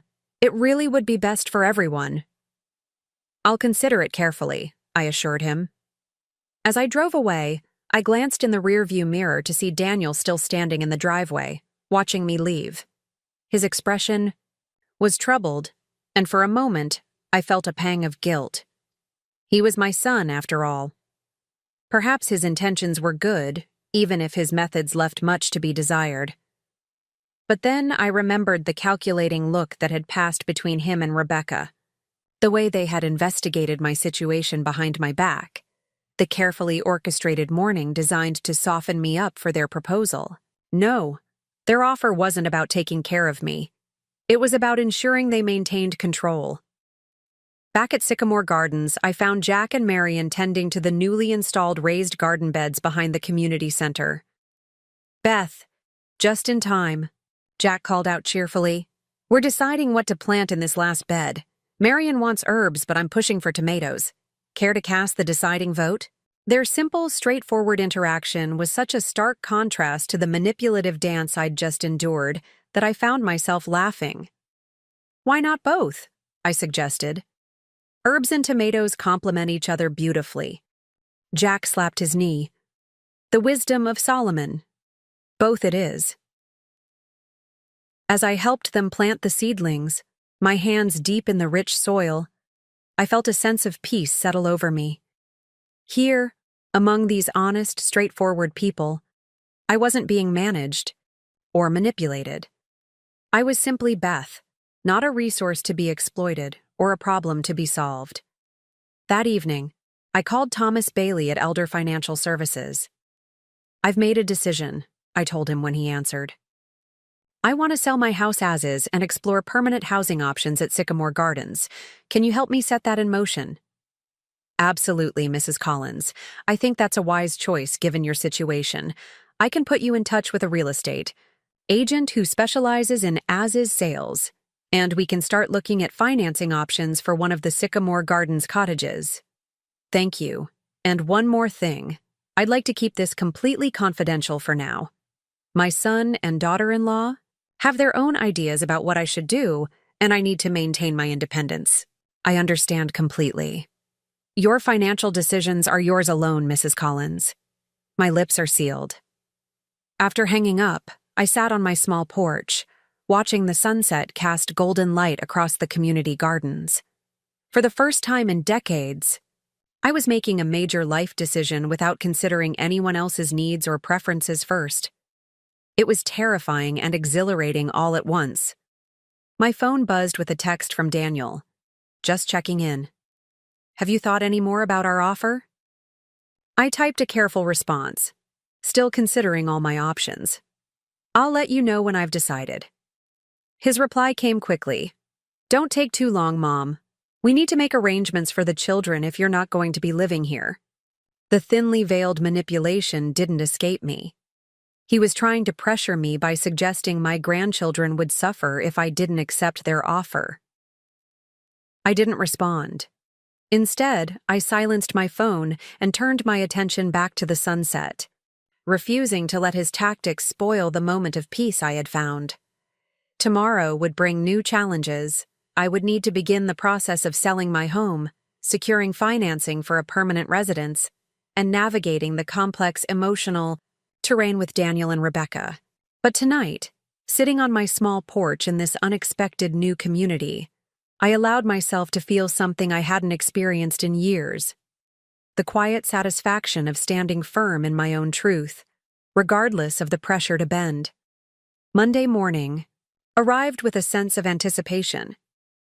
I woke before my alarm, taking extra care with my appearance before heading to Daniel and Rebecca's house. Today marked my return to caring for Emily and Noah under our new formalized arrangement, and I wanted to project confidence and professionalism. I pulled into their driveway at 6:55 a.m., noting that both Daniel's and Rebecca's cars were still there. Unusual, as they typically left early on Mondays. Rebecca opened the door before I could use my key, her expression pleasantly neutral. "Good morning, Beth. Come in. We're running a bit behind today." The kitchen was chaotic, breakfast dishes half cleared, Emily's school project materials spread across the counter, Noah still in his pajamas playing with toy dinosaurs on the floor. "Sorry about the mess," Daniel said, emerging from his home office with his tie askew. Conference call with Tokyo ran late. We're both a bit scattered this morning. I surveyed the scene, recognizing the not-so-subtle message. See how difficult things are without your full-time help? No problem, I said cheerfully, setting down my purse. I'll get Noah dressed while you finish getting ready. That would be great, Rebecca said, already tapping at her phone. Emily needs to bring her science project today. The display board is in the craft room, but I think some of the pieces fell off over the weekend. I'll help her fix it, I assured her, taking Noah's hand. Come on, sweetie, let's find you some clothes. As Noah and I headed upstairs, I heard Daniel mutter to Rebecca, "She's acting like nothing's changed." Rebecca's hushed reply, "Let's see how long that lasts." I pretended not to hear, focusing instead on helping Noah select an outfit featuring his beloved dinosaurs. By the time we returned downstairs, Emily was frantically trying to reattach fallen elements to her science project while Rebecca issued rapid-fire instructions. The glue is in the drawer by the sink. Make sure you use enough this time so it doesn't fall apart again. Your presentation is today, and Mrs. Henderson is very particular about these projects. Emily's face was flushed with stress, her fingers fumbling with small pieces of colored paper. I'll help you, Emily, I said calmly, setting Noah up with his breakfast. We have plenty of time. Rebecca checked her watch doubtfully. School starts in 40 minutes and we still need to drop her off. I can take her, I offered. It's on the way to Noah's preschool anyway. Daniel and Rebecca exchanged a quick glance. That would be helpful, Daniel admitted. We both have early meetings today. Of course, that's what I'm here for. Rebecca hesitated, then grabbed her briefcase. Emily's lunch is in the refrigerator. Noah has a play date after preschool with Tyler Kim. His mother will pick them up together, but you'll need to drop off his dinosaur backpack with extra clothes. Got it. Anything else? I left a list on the counter, she said, already heading for the door. Call if you have questions. Daniel followed shortly after, pausing only long enough to kiss both children goodbye. Neither of them mentioned the contract we had finalized on Friday, nor did they bring up their offer for me to move in permanently. The morning rush provided a convenient excuse to avoid the elephant in the room. Once they were gone, the atmosphere in the house relaxed noticeably. Emily's shoulders dropped, and her movements became less frantic as we fixed her science project together. Grandma, are you going to live with us? She asked suddenly, carefully gluing a cotton ball to represent a cloud in her weather display. The directness of her question caught me off guard. Has your dad talked to you about that? She nodded solemnly. He said you might move into the guest room because your house is broken. My house isn't broken, sweetie. It just needs some repairs. But Dad said it's better if you live here because then you can take care of us all the time. Of course he had framed it that way. I'm still deciding what's best, I said carefully. But no matter what happens with my house, I'll always be here for you and Noah. She seemed satisfied with that answer, returning her attention to the project. We finished repairs with time to spare, packed her lunch, and got both children into my car without further discussion of living arrangements. The day proceeded smoothly. I dropped Emily at school, took Noah to preschool, and used the free hours in between to meet with a real estate agent recommended by Thomas Bailey. Mr. Lowell specialized in as-is property sales and wasn't intimidated by the mold situation. Developers are desperate for properties in established neighborhoods like yours, he explained as we reviewed comparable sales. They'll factor in the remediation costs, of course, but they're still willing to pay a premium for the location. What kind of timeline are we looking at? If you're motivated to sell quickly, we could list by the end of the week and potentially have offers within days. The market's hot right now. I signed the necessary paperwork, feeling a mix of relief and nostalgia. That house had been my home for over 30 years. I had raised Daniel there, planted gardens, painted walls, created a life. Letting it go felt momentous, even if it was the right decision. After meeting with Mr. Lowell, I stopped by Sycamore Gardens to speak with the property manager about transitioning from my temporary rental to a permanent unit. We have a 2-bedroom cottage becoming available next month, Marianne Winters told me. The current owner is moving to assisted living. It's slightly larger than your rental and has a lovely garden space. Would you like to see it? The cottage was charming, recently updated with a modern kitchen, walk-in shower, and beautiful bay windows overlooking a private garden area. I could immediately envision myself there long-term, hosting the children for visits, perhaps joining the garden club that Jack and Marion were establishing. It's perfect, I said. What's the asking price? $158,000. Given current interest rates and assuming a decent down payment, your monthly payment would be less than what you're currently paying in rent. I did the mental calculations. If Mr. Lowell's estimates were correct, I could sell my home for around $200,000 even with the mold issues. After paying off my existing mortgage, I'd have enough for a substantial down payment on this cottage, with some left over for furnishings and a modest emergency fund. I'd like to make an offer, I decided. Contingent on the sale of my current home, of course. Marianne smiled. Wonderful. Let's get the paperwork started. By the time I picked up Noah from his playdate, I had set in motion 2 life-changing transactions, the sale of my longtime home and the purchase of a new one, all without consulting Daniel or Rebecca. The realization gave me a heady feeling of independence I hadn't experienced in decades. Noah chattered happily on the drive home, full of stories about dinosaurs and his friend Tyler. I half listened, my mind still processing the magnitude of the decisions I had made. "Grandma, are you coming to live with us forever and ever?" he asked suddenly, echoing his sister's earlier question. "No, sweetheart. I'm going to have my own special house." His little face scrunched up in confusion. "But Daddy said you're going to live in the guest room and make pancakes every morning."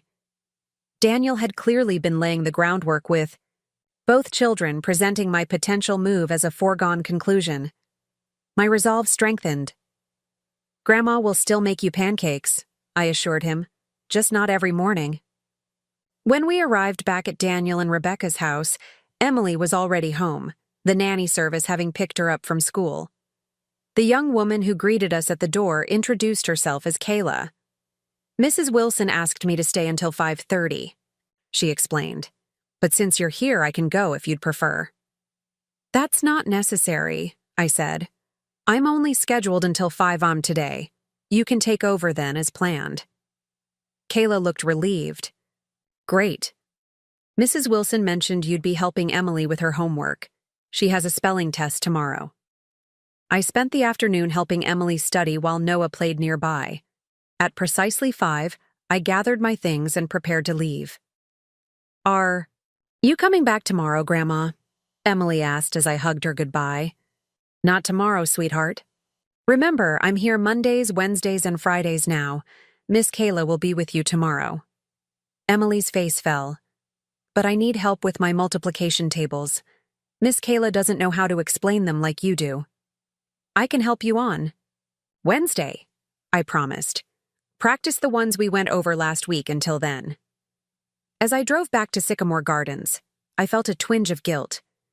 The children were caught in the middle of this power struggle, and I hated that they might feel any sense of abandonment because of my reduced schedule, but I also recognized the manipulation at work. Daniel and Rebecca were using the children's attachment to me as leverage, hoping I would soften my boundaries to avoid disappointing them. It was subtle, but effective emotional blackmail. My phone rang just as I was pulling into the Sycamore Gardens parking lot. "Rebecca." "Beth? Emily said you left exactly at 5 hours. "Yes, that's the schedule we agreed upon. Kayla was there to take over." "I understand, but Emily is very upset about her multiplication tables. She has a quiz tomorrow and doesn't feel prepared." "I helped her review the ones she's already learned," I explained. "We were planning to tackle the new set on Wednesday." "The quiz is tomorrow," Rebecca repeated, her tone suggesting I was being deliberately obtuse. Could you possibly come by this evening to help her? Daniel and I both have work to catch up on, and neither of us is particularly good at explaining math concepts. The request seemed reasonable on the surface, but I recognized it for what it was, a test of my new boundaries. I'm sorry, but I have plans this evening, I said firmly. I'm confident Emily knows enough to do well on her quiz. She's very bright. Rebecca's sigh was audible. All right, I'll see if Kayla can stay late to help her. That sounds like a good solution. Have a good evening, Rebecca. I ended the call before she could respond, feeling a mixture of guilt and determination. This was the first real test of the boundaries I had established, and while it pained me to disappoint Emily, I knew that maintaining consistency was crucial. My plans that evening were actually a meeting with Thomas Bailey to review the financial aspects of selling my home and purchasing the cottage. He had offered to come to Sycamore Gardens to save me the trip downtown. You're in excellent shape financially, he assured me after reviewing the numbers. The sale of your current home, even with the mold issues, should provide more than enough for a substantial down payment on the cottage. Your pension and the continued monthly stipend from your son will easily cover the reduced mortgage payment and living expenses. And if the stipend were to stop? I asked, voicing the concern that had been nagging at me. Thomas's expression turned thoughtful. That would tighten things considerably. You'd likely need to find additional income or significantly reduce expenses. Have you reason to believe the payments might end? Let's just say I'm preparing for all possibilities. He nodded, understanding. In that case, we should discuss some contingency plans. There are part-time employment opportunities suitable for retirees and various assistance programs you might qualify for if needed. We spent the next hour exploring options, from part-time work to senior tax benefits to community assistance programs. By the end of our meeting, I felt more secure in my decision. Even without Daniel's financial support, I could make this work. It might not be easy, but it was possible. Tuesday passed quietly. I spent the morning with the real estate agent, signing listing papers and discussing staging strategies to minimize the appearance of damage. In the afternoon, I met with the contractor at my house to get a final assessment of the mold situation and determine what personal items might be salvageable. Most of your furniture will need to be professionally cleaned or replaced, Howard explained as we toured the property. But items stored in sealed plastic containers in the upstairs closets should be fine. I made arrangements to retrieve those containers the following day when I wasn't scheduled for childcare. Among them were photo albums, keepsakes from Daniel's childhood, and family heirlooms that couldn't be replaced. Wednesday morning found me back at Daniel and Rebecca's house, greeted by 2 excited children and a noticeably cooler reception from Daniel, who was working from home that day. Emily didn't do well on her multiplication quiz, he informed me as soon as the children were out of earshot. She was very upset yesterday. I'm sorry to hear that, I said sincerely. I'll work with her more today. Rebecca asked if you could help her last night, he pressed. She said you were too busy. I had an important meeting, I explained, and it was outside our agreed-upon schedule. Daniel's jaw tightened.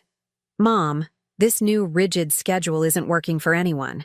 Emily's suffering academically. Noah's confused about why you're not here every day, and Rebecca and I are scrambling to fill the gaps. It's been 2 days, Daniel, I pointed out gently. Everyone needs time to adjust to changes, including me. That's just it. There didn't need to be changes. Things were working fine before you suddenly decided to... To what? I interrupted. To establish some basic boundaries? To ask for recognition of the value I provide? To reclaim some time for myself after 5 years of being at your beck? And call? His expression darkened. That's not fair. We've always appreciated what you do for us. Appreciation isn't just words, Daniel.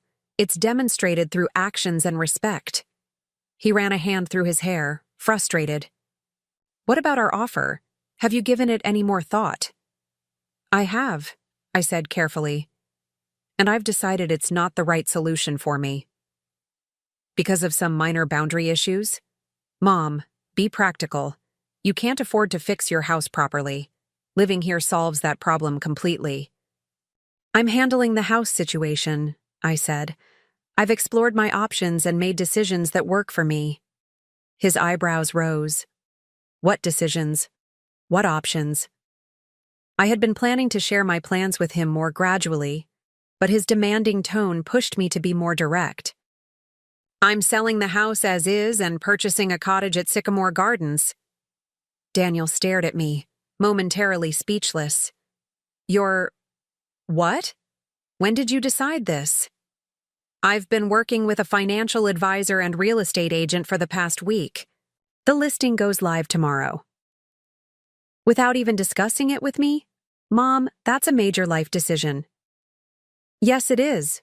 One that affects my life primarily, so I made it." He shook his head in disbelief. "I don't understand what's gotten into you lately. This isn't like you at all." "Maybe it's exactly like me," I suggested. "Maybe this is who I've always been, but I set it aside for so long that even you forgot." Before he could respond, Noah came running into the kitchen, a toy dinosaur clutched in each hand. "Grandma, can we make cookies today? The special ones with chocolate chunks?" "Absolutely," I agreed, grateful for the interruption. "Let's check if we have all the ingredients." Daniel retreated to his home office, clearly unsettled by our conversation. I spent the day focusing on the children, helping Emily with her multiplication tables, baking cookies with Noah, and maintaining an atmosphere of normalcy despite the tension with their father. At 4:30, Rebecca arrived home earlier than usual, her expression carefully composed. "Beth, could we talk before you go? Daniel's joining by video call from his office." So this was to be an ambush. "Of course," I said, helping the children settle in the family room with a movie before following Rebecca to the home office. Daniel's face filled the large monitor on the desk, his expression serious. Rebecca closed the door behind us and gestured for me to sit. "Mom," Daniel began without preamble, "Rebecca and I are concerned about the decisions you're making. Selling your home without consulting us, purchasing new property, these are massive financial commitments that could affect your long-term security. And by extension, potentially our financial responsibility for you in the future," Rebecca added bluntly. I appreciated her honesty, at least. "I understand your concerns, but I've consulted with professionals who specialize in senior finances. My decisions are sound." "Based on what information?" Rebecca pressed. "Are these professionals aware of all the factors? The extent of the mold damage? The limitations of your pension? The instability of the housing market?" "Yes, they are. Thomas Bailey at Elder Financial Services has been incredibly thorough." Daniel's frown deepened. "You're working with a company called Elder Financial Services? Mom, those places prey on vulnerable seniors. They probably just want to sell you some expensive financial products." Thomas came highly recommended by Ellie's cousin, who was in a similar situation last year. "He hasn't tried to sell me anything." Rebecca leaned forward, her voice softening with practiced concern. "Beth, we're just worried that you're making hasty decisions during a stressful time. The flooding of your home was traumatic, and now you're living in temporary housing, feeling pressured. It's not the best mindset for major financial decisions." "I appreciate your concern," I said, keeping my tone even. "But I'm not making these decisions under duress. I'm making them with clear understanding of my situation and priorities." "Which are what, exactly?" Daniel demanded. "To live in a senior community away from your family? To reduce your time with your grandchildren? To reject our offer of support?" "My priorities include maintaining my independence while still being present for Emily and Noah. The cottage at Sycamore Gardens provides a long-term, sustainable housing solution that I can afford." And it's only a 15-minute drive from here, so I'll still be close by. Rebecca and Daniel exchanged a look I couldn't quite interpret. "Mom," Daniel said, his tone shifting to one I recognized from my teaching days. The voice adults use when explaining something to a child they consider slow. "There's another factor you may not have considered. The monthly stipend we've been providing, it's not guaranteed indefinitely." And there it was, the threat I had been anticipating. "What Daniel means," Rebecca interjected smoothly, "is that our financial situation has some complexities you're not aware of. His division at work is undergoing restructuring, and there may be changes to his compensation package." "What Rebecca is trying to say," Daniel cut in, his patience visibly fraying, "is that if you insist on this rigid schedule and living arrangement, we may need to reconsider the stipend entirely. We offered it as support for a family member in need, not as payment for limited services with strict boundaries." I had prepared for this moment, yet it still stung to hear him so baldly use money as leverage. "I understand," I said calmly. "And while I would regret the loss of that financial support, my plans account for that possibility." "They do?" Daniel looked genuinely surprised. "Yes. My new housing arrangement is structured to be affordable on my pension alone if necessary. It would be tight, but manageable." "And the childcare arrangement?" Rebecca asked. "Would you continue with that if we discontinued the stipend?" The question revealed so much about their perspective. They saw my relationship with my grandchildren as transactional, something that could be withdrawn if financial compensation ended. "Emily and Noah are my grandchildren," I said, unable to keep a note of sadness from my voice. "My relationship with them isn't contingent on payment. However, the schedule and boundaries would remain necessary, with or without compensation." Rebecca nodded, seeming to process this information strategically. Daniel looked conflicted, perhaps finally recognizing the implications of the approach they had taken. "Let me be very clear," I continued, finding strength in the clarity of my position. "I love my grandchildren deeply, and I want to remain a consistent presence in their lives. I'm committed to caring for them 3 days a week as we've agreed, but I'm equally committed to maintaining my independence and creating a sustainable life for myself. These aren't contradictory goals." "They are if you can't afford both," Daniel argued. "Mom, be realistic. Without our financial support, how long before you're struggling to make mortgage payments on this cottage? Before you're choosing between medication and groceries? Before you have to sell again and move somewhere even more distant?" "Those are valid concerns," I acknowledged. "Which is why I've spent the past week consulting with financial experts, exploring assistance programs I might qualify for, and even looking into part-time employment opportunities suitable for someone my age. I'm not approaching this naively, Daniel." "A part-time employment?" Rebecca looked genuinely alarmed. "Beth, you're 65. You retired for good reasons. Many retirees work part-time, not just for the income, but for the social engagement and sense of purpose. The community center at Sycamore Gardens has several residents who work as museum docents, library assistants, or retail associates a few hours a week." Daniel shook his head. "This is absurd. You're really willing to bag groceries or stock library shelves rather than accept our help?" "If that's what it takes to maintain my independence, yes." Rebecca, ever the pragmatist, seemed to recognize that their approach wasn't working. "Let's take a step back," she suggested.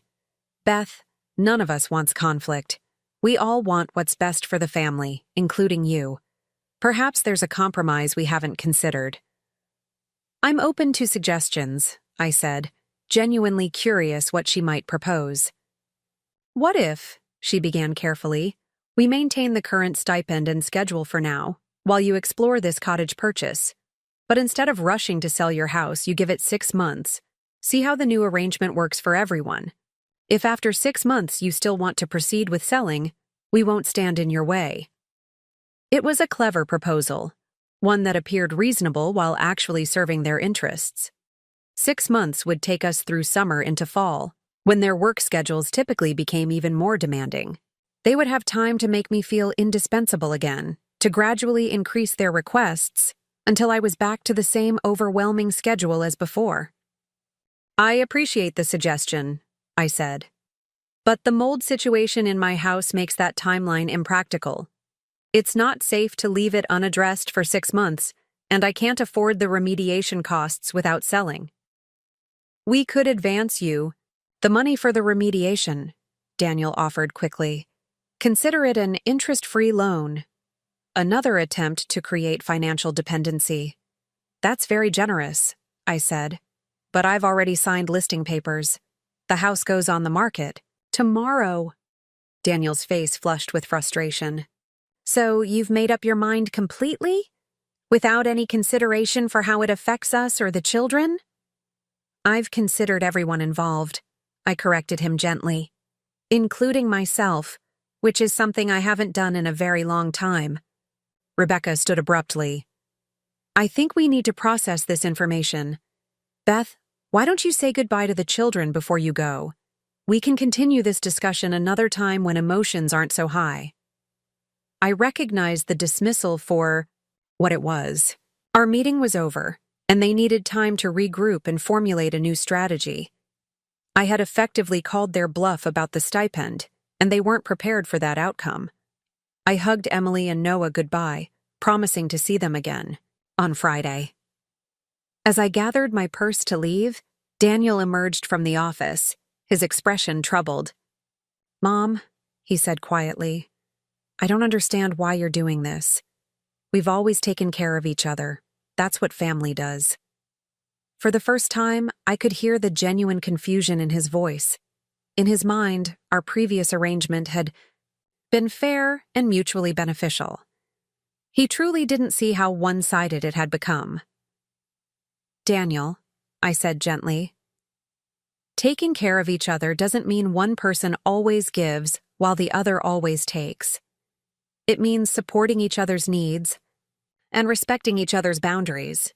That's what I'm trying to establish now, a healthier balance for everyone. He shook his head, unconvinced. It feels like you're pulling away from us, from the children. They need you, Mom. And I'll be here for them, I assured him. Just on terms that allow me to take care of myself, too. As I drove back to Sycamore Gardens, I reflected on the meeting. It had gone largely as I expected. The implied threat about the stipend, the attempts to make me doubt my decision-making capabilities, the emotional leverage of the children's needs.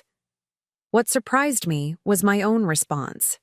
The calm certainty I had maintained throughout, the clarity with which I had articulated my position.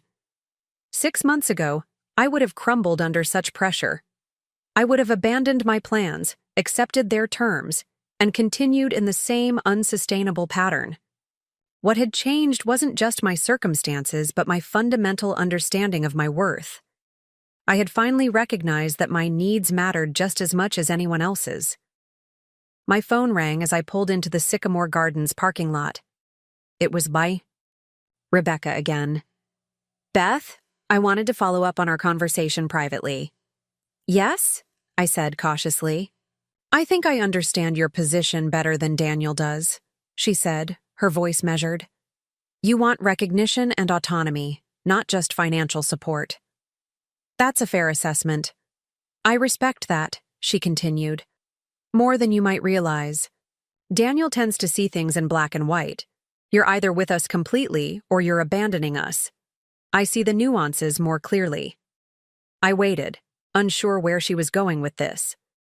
What if we maintained the stipend but removed the childcare? Expectation entirely? Her suggestion caught me off guard. What do you mean? I mean, what if we continued to provide the monthly support with no strings attached? You could see the children when it suits you, on your own terms. We'd hire the nanny service full-time. It was a surprising pivot, and one that made me instantly suspicious. Why would you do that? Because you're family, she said smoothly. And because the children adore you. I don't want financial disagreements to damage that relationship. That's very generous, I said carefully. But it doesn't feel right to accept financial support without contributing in return. You've contributed for years, Beth. Consider it belated compensation for all that unpaid time. The offer was tempting, financial security without the demanding schedule. But something about it felt wrong, almost manipulative in a different way. I need to think about this, I said finally. It's not a decision I can make on the spot. Of course. Take all the time you need. Her tone was light, but I could hear the calculation behind it. Just know that the offer is there. After we hung up, I sat in my car for several minutes, turning the conversation over in my mind. Why would Rebecca make such an offer? What was her angle? The answer came to me suddenly, with crystal clarity. If I accepted financial support without providing childcare in return, I would be completely dependent on their goodwill.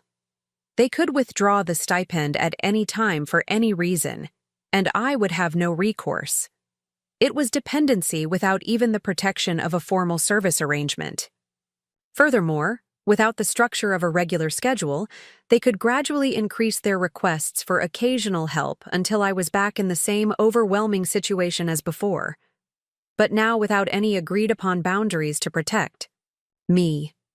It was perhaps the most insidious manipulation attempt yet, precisely because it appeared so generous on the surface. My phone buzzed with a text from Ellie. "How did it go with Daniel and Rebecca?" I typed back. "About as expected." They tried several angles. Threats about the stipend, concerns about my decision-making, emotional leverage with the children. Then Rebecca made a surprising offer. "What kind of offer?" Ellie responded immediately.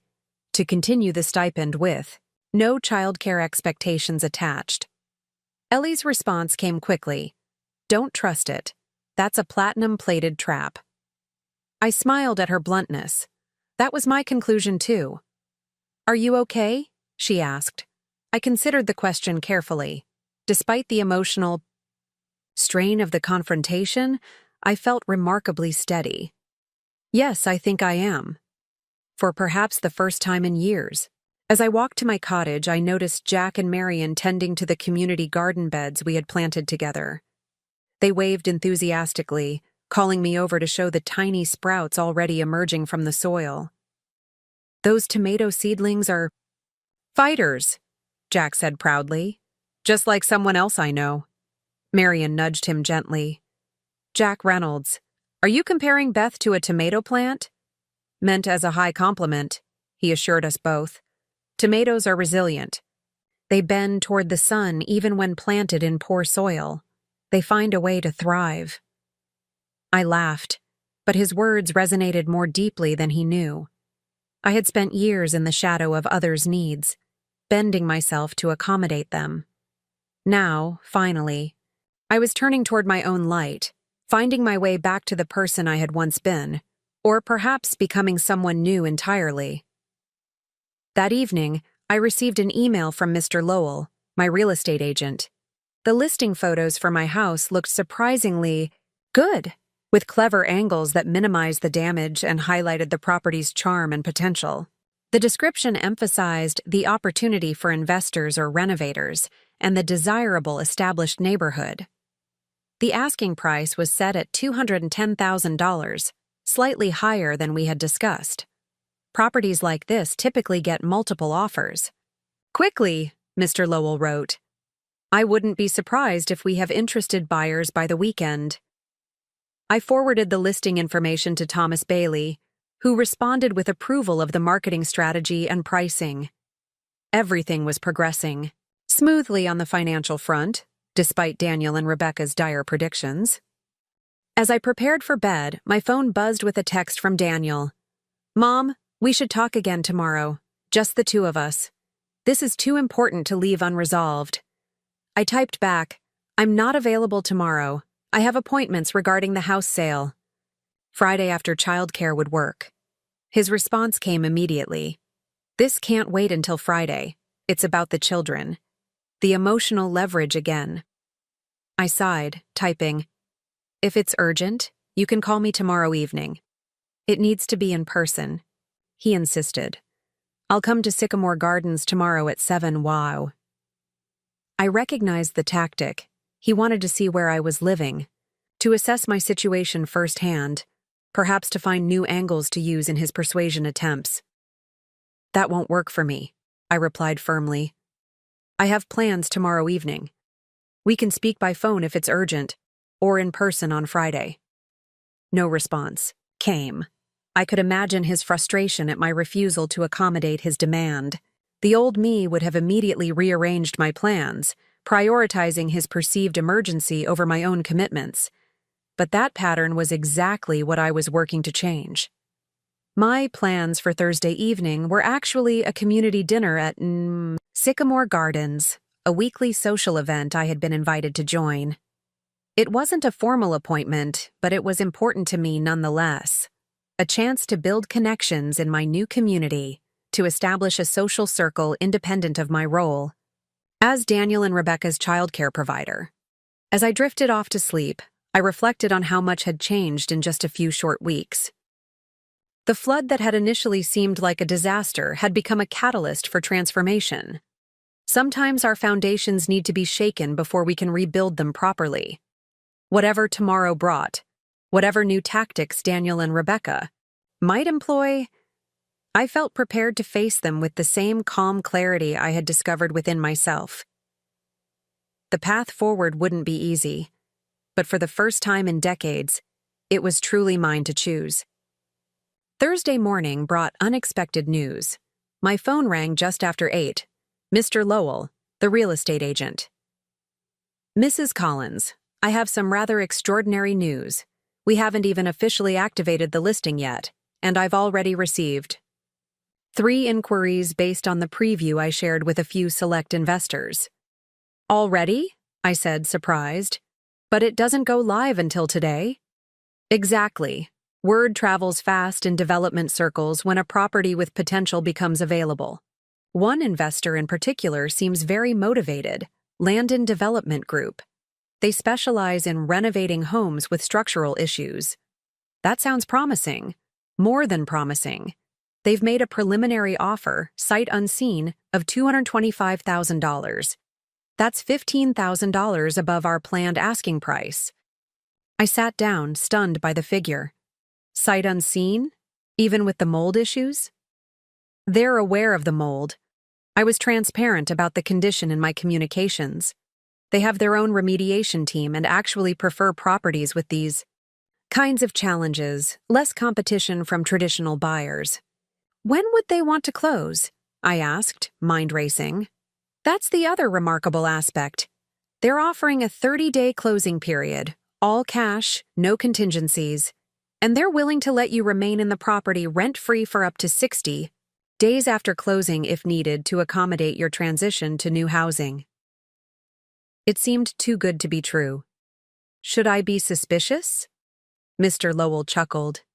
In normal circumstances, perhaps. But Landon has a solid reputation. They've done similar deals throughout the area. I've worked with them before and found them reliable. What do you recommend? Honestly, I'd consider accepting. We could counter at $235,000 to give ourselves some negotiating room, but even at $225,000, this is an exceptional offer considering the property's condition. I thought about it for only a moment. Let's counter at $235,000, but indicate we're very interested. And let's make sure the rent-free period after closing is firmly included in any agreement. Excellent. I'll draft the counteroffer immediately. With any luck, we could have this under contract by the weekend. After hanging up, I immediately called Thomas Bailey to share the news. He was equally impressed by the offer. This significantly improves your financial position, he noted. With that sale price, you'd have nearly $180,000 after paying off your mortgage. More than enough for a substantial down payment on the cottage and a comfortable emergency fund. And if Daniel follows through on his threat to withdraw the monthly stipend? You'd still be in a secure position. Your mortgage payment would be manageable on your pension alone, especially with the larger down payment. You might need to be more budget conscious, but you wouldn't be at risk of losing your home. This was the financial security I had been hoping for. Independence without precarity. I felt a weight lift from my shoulders. There's one more thing to consider, Thomas added. With this improved financial picture, you might want to revisit your childcare arrangement. What do you mean? If you're no longer financially dependent on the stipend, you have more leverage to set terms that truly work for you. You could reduce your hours further if desired, or even volunteer your time on your own schedule without any financial component. It was a liberating thought, caring for Emily and Noah because I wanted to, not because I needed the money or felt obligated. I could be a grandmother rather than an employee. Thank you, Thomas. That gives me a lot to think about. Friday. Arrived with more good news. Landon Development had accepted my counteroffer of $235,000, and the contract was being prepared. The pieces were falling into place faster than I had anticipated. I arrived at Daniel and Rebecca's house at 7 a.m. as scheduled, mentally prepared for whatever emotional tactics Daniel might employ after our phone conversation had been postponed. To my surprise, both he and Rebecca were cordial, if somewhat reserved. "Good morning, Beth," Rebecca greeted me, already dressed for work. "The children are excited you're here. They've been talking about making fairy houses in the garden with you all week." "I've been looking forward to it too," I said, genuinely. Daniel appeared in the kitchen doorway, his expression unreadable. "Mom, can we talk for a few minutes, before Rebecca and I leave?" "Of course." Rebecca discreetly excused herself to help the children finish getting ready, leaving Daniel and me alone in the kitchen. "I owe you an apology," he said, catching me off guard.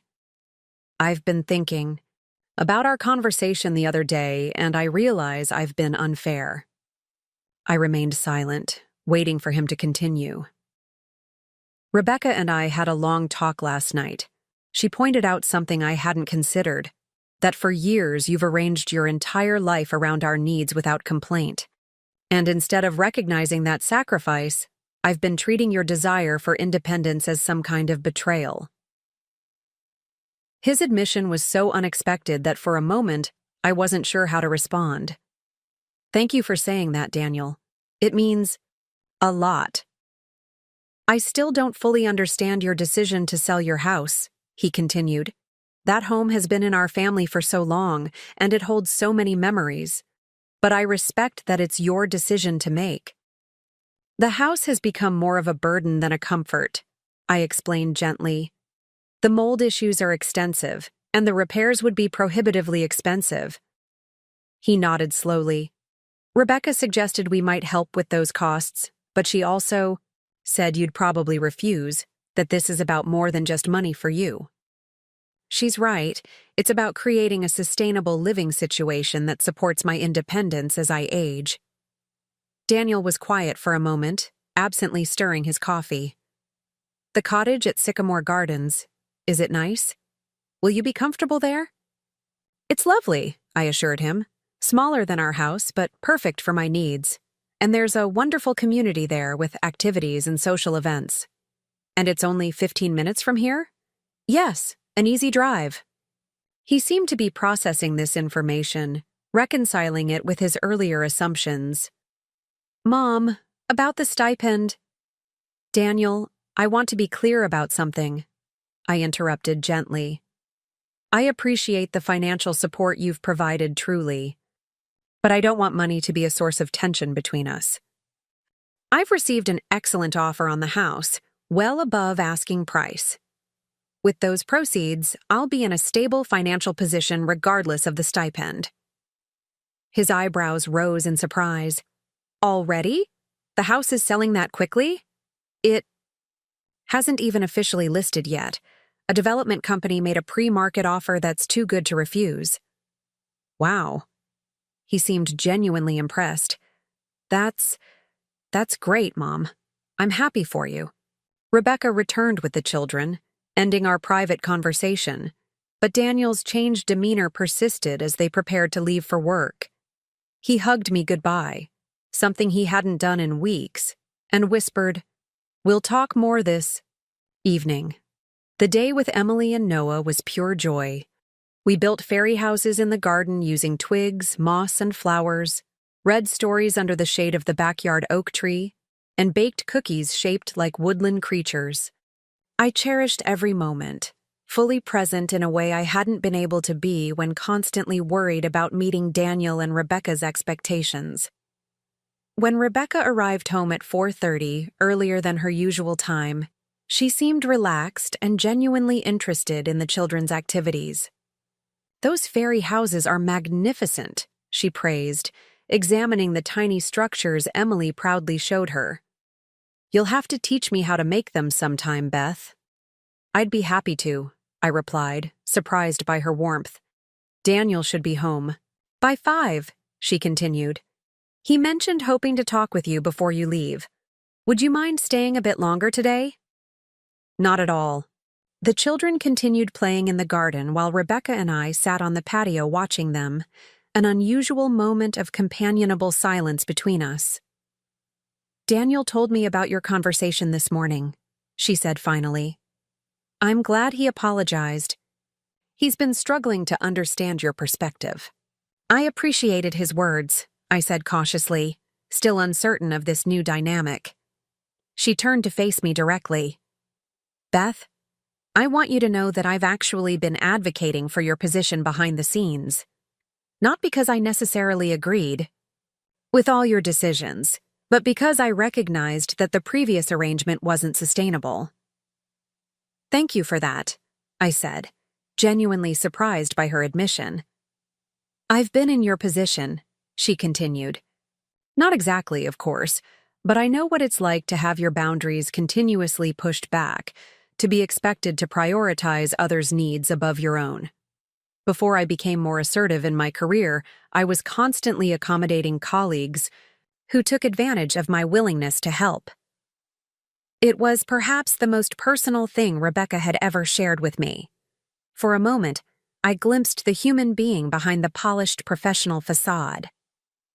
"It took me years to learn to stand up for myself," she said. "You managed to do it at 65. That's impressive." Before I could respond, Daniel arrived home, greeting the children enthusiastically before joining us on the patio. The 4 of us enjoyed a rare, peaceful moment together, watching Emily and Noah play as the afternoon light turned golden. Eventually, Rebecca tactfully suggested taking the children inside for dinner preparation, leaving Daniel and me alone. "Mom," he began, his tone serious but gentle, "I've been thinking about what you said this morning, about not wanting money to be a source of tension between us. You're right. Our relationship should be based on love and respect, not financial transactions." I nodded, encouraged by his understanding. "So Rebecca and I have discussed it, and we want to restructure our arrangement. The monthly stipend will continue if you want it, with no strings attached, as Rebecca suggested. But whether you accept it or not, we'd like to establish a new understanding about your time with the children." "What kind of understanding?" "One based on your wishes, not our demands. You've been a constant, loving presence in their lives, and we don't want that to change. But the schedule should work for you too." It was exactly what I had been hoping to hear, recognition that my relationship with Emily and Noah wasn't contingent on meeting Daniel and Rebecca's childcare needs. "I'd still like to have regular time with them," I said. "Perhaps 2 days a week instead of 3, with more flexibility about the hours." Daniel nodded. "That sounds reasonable. And for special occasions or emergencies, we'll ask with proper notice and respect your right to decline." "I'd appreciate that." He hesitated, then added, "There's one more thing. Rebecca and I would like to contribute to your down payment on the cottage. Not as a loan or with any expectations attached, just as a gift, from one generation to the next, the way parents often help their adult children buy their first homes." The irony of his framing wasn't lost on me. the child offering to help, the parent, reversing the traditional flow of generational support. But there was something touching about it too, a recognition of the circular nature of family care. "That's very generous," I said, "but with the house selling for above asking price, I should have more than enough for the down payment." "I understand. But the offer stands if you change your mind, or if unexpected expenses arise. No strings attached." "Thank you, Daniel. That means a lot." As I prepared to leave, both children insisted on walking me to my car, extracting promises for specific activities during my next visit. Rebecca hugged me goodbye with unexpected warmth, and Daniel helped carry my bags. "The house won't be the same without you, Mom," he said as I got into my car. "But I'm glad you'll still be close by." "I'm not going far," I assured him. "Just creating a bit more space for myself." "You deserve it," he said simply. As I drove back to Sycamore Gardens, I reflected on the remarkable shift that had occurred. In just a few short weeks, I had gone from an unappreciated, overextended caregiver to a woman with boundaries, financial security, and newfound respect from her family. The journey hadn't been easy, and there had been painful moments of confrontation and doubt. But the outcome was better than I could have imagined. At Sycamore Gardens, I found a small gathering of neighbors on Jack and Marion's porch, enjoying the mild spring evening. They waved me over enthusiastically. "Beth, come join us," Marion called. "We're celebrating Jack's birthday with some of his famous lemonade." I hesitated only briefly before joining them, accepting a glass of lemonade and a seat in their circle. The conversation flowed easily, stories of grandchildren, travel plans, community events, and gardening tips. No one made demands. No one expected me to rearrange my life for their convenience. I was simply Beth, a neighbor, a friend, a woman with experiences and opinions worth sharing. As twilight deepened into evening, my phone buzzed with a text. From Mr. Lowell. "Contract signed by Landon Development. Congratulations. Your house is officially under contract, closing in 30 days. I showed the message to my new friends, who responded with genuine excitement and congratulations. They understood the significance of this transition, many having gone through similar life changes themselves. "This calls for something stronger than lemonade," Jack declared, disappearing inside and returning with a bottle of champagne. "I was saving this for a special occasion, and this certainly qualifies."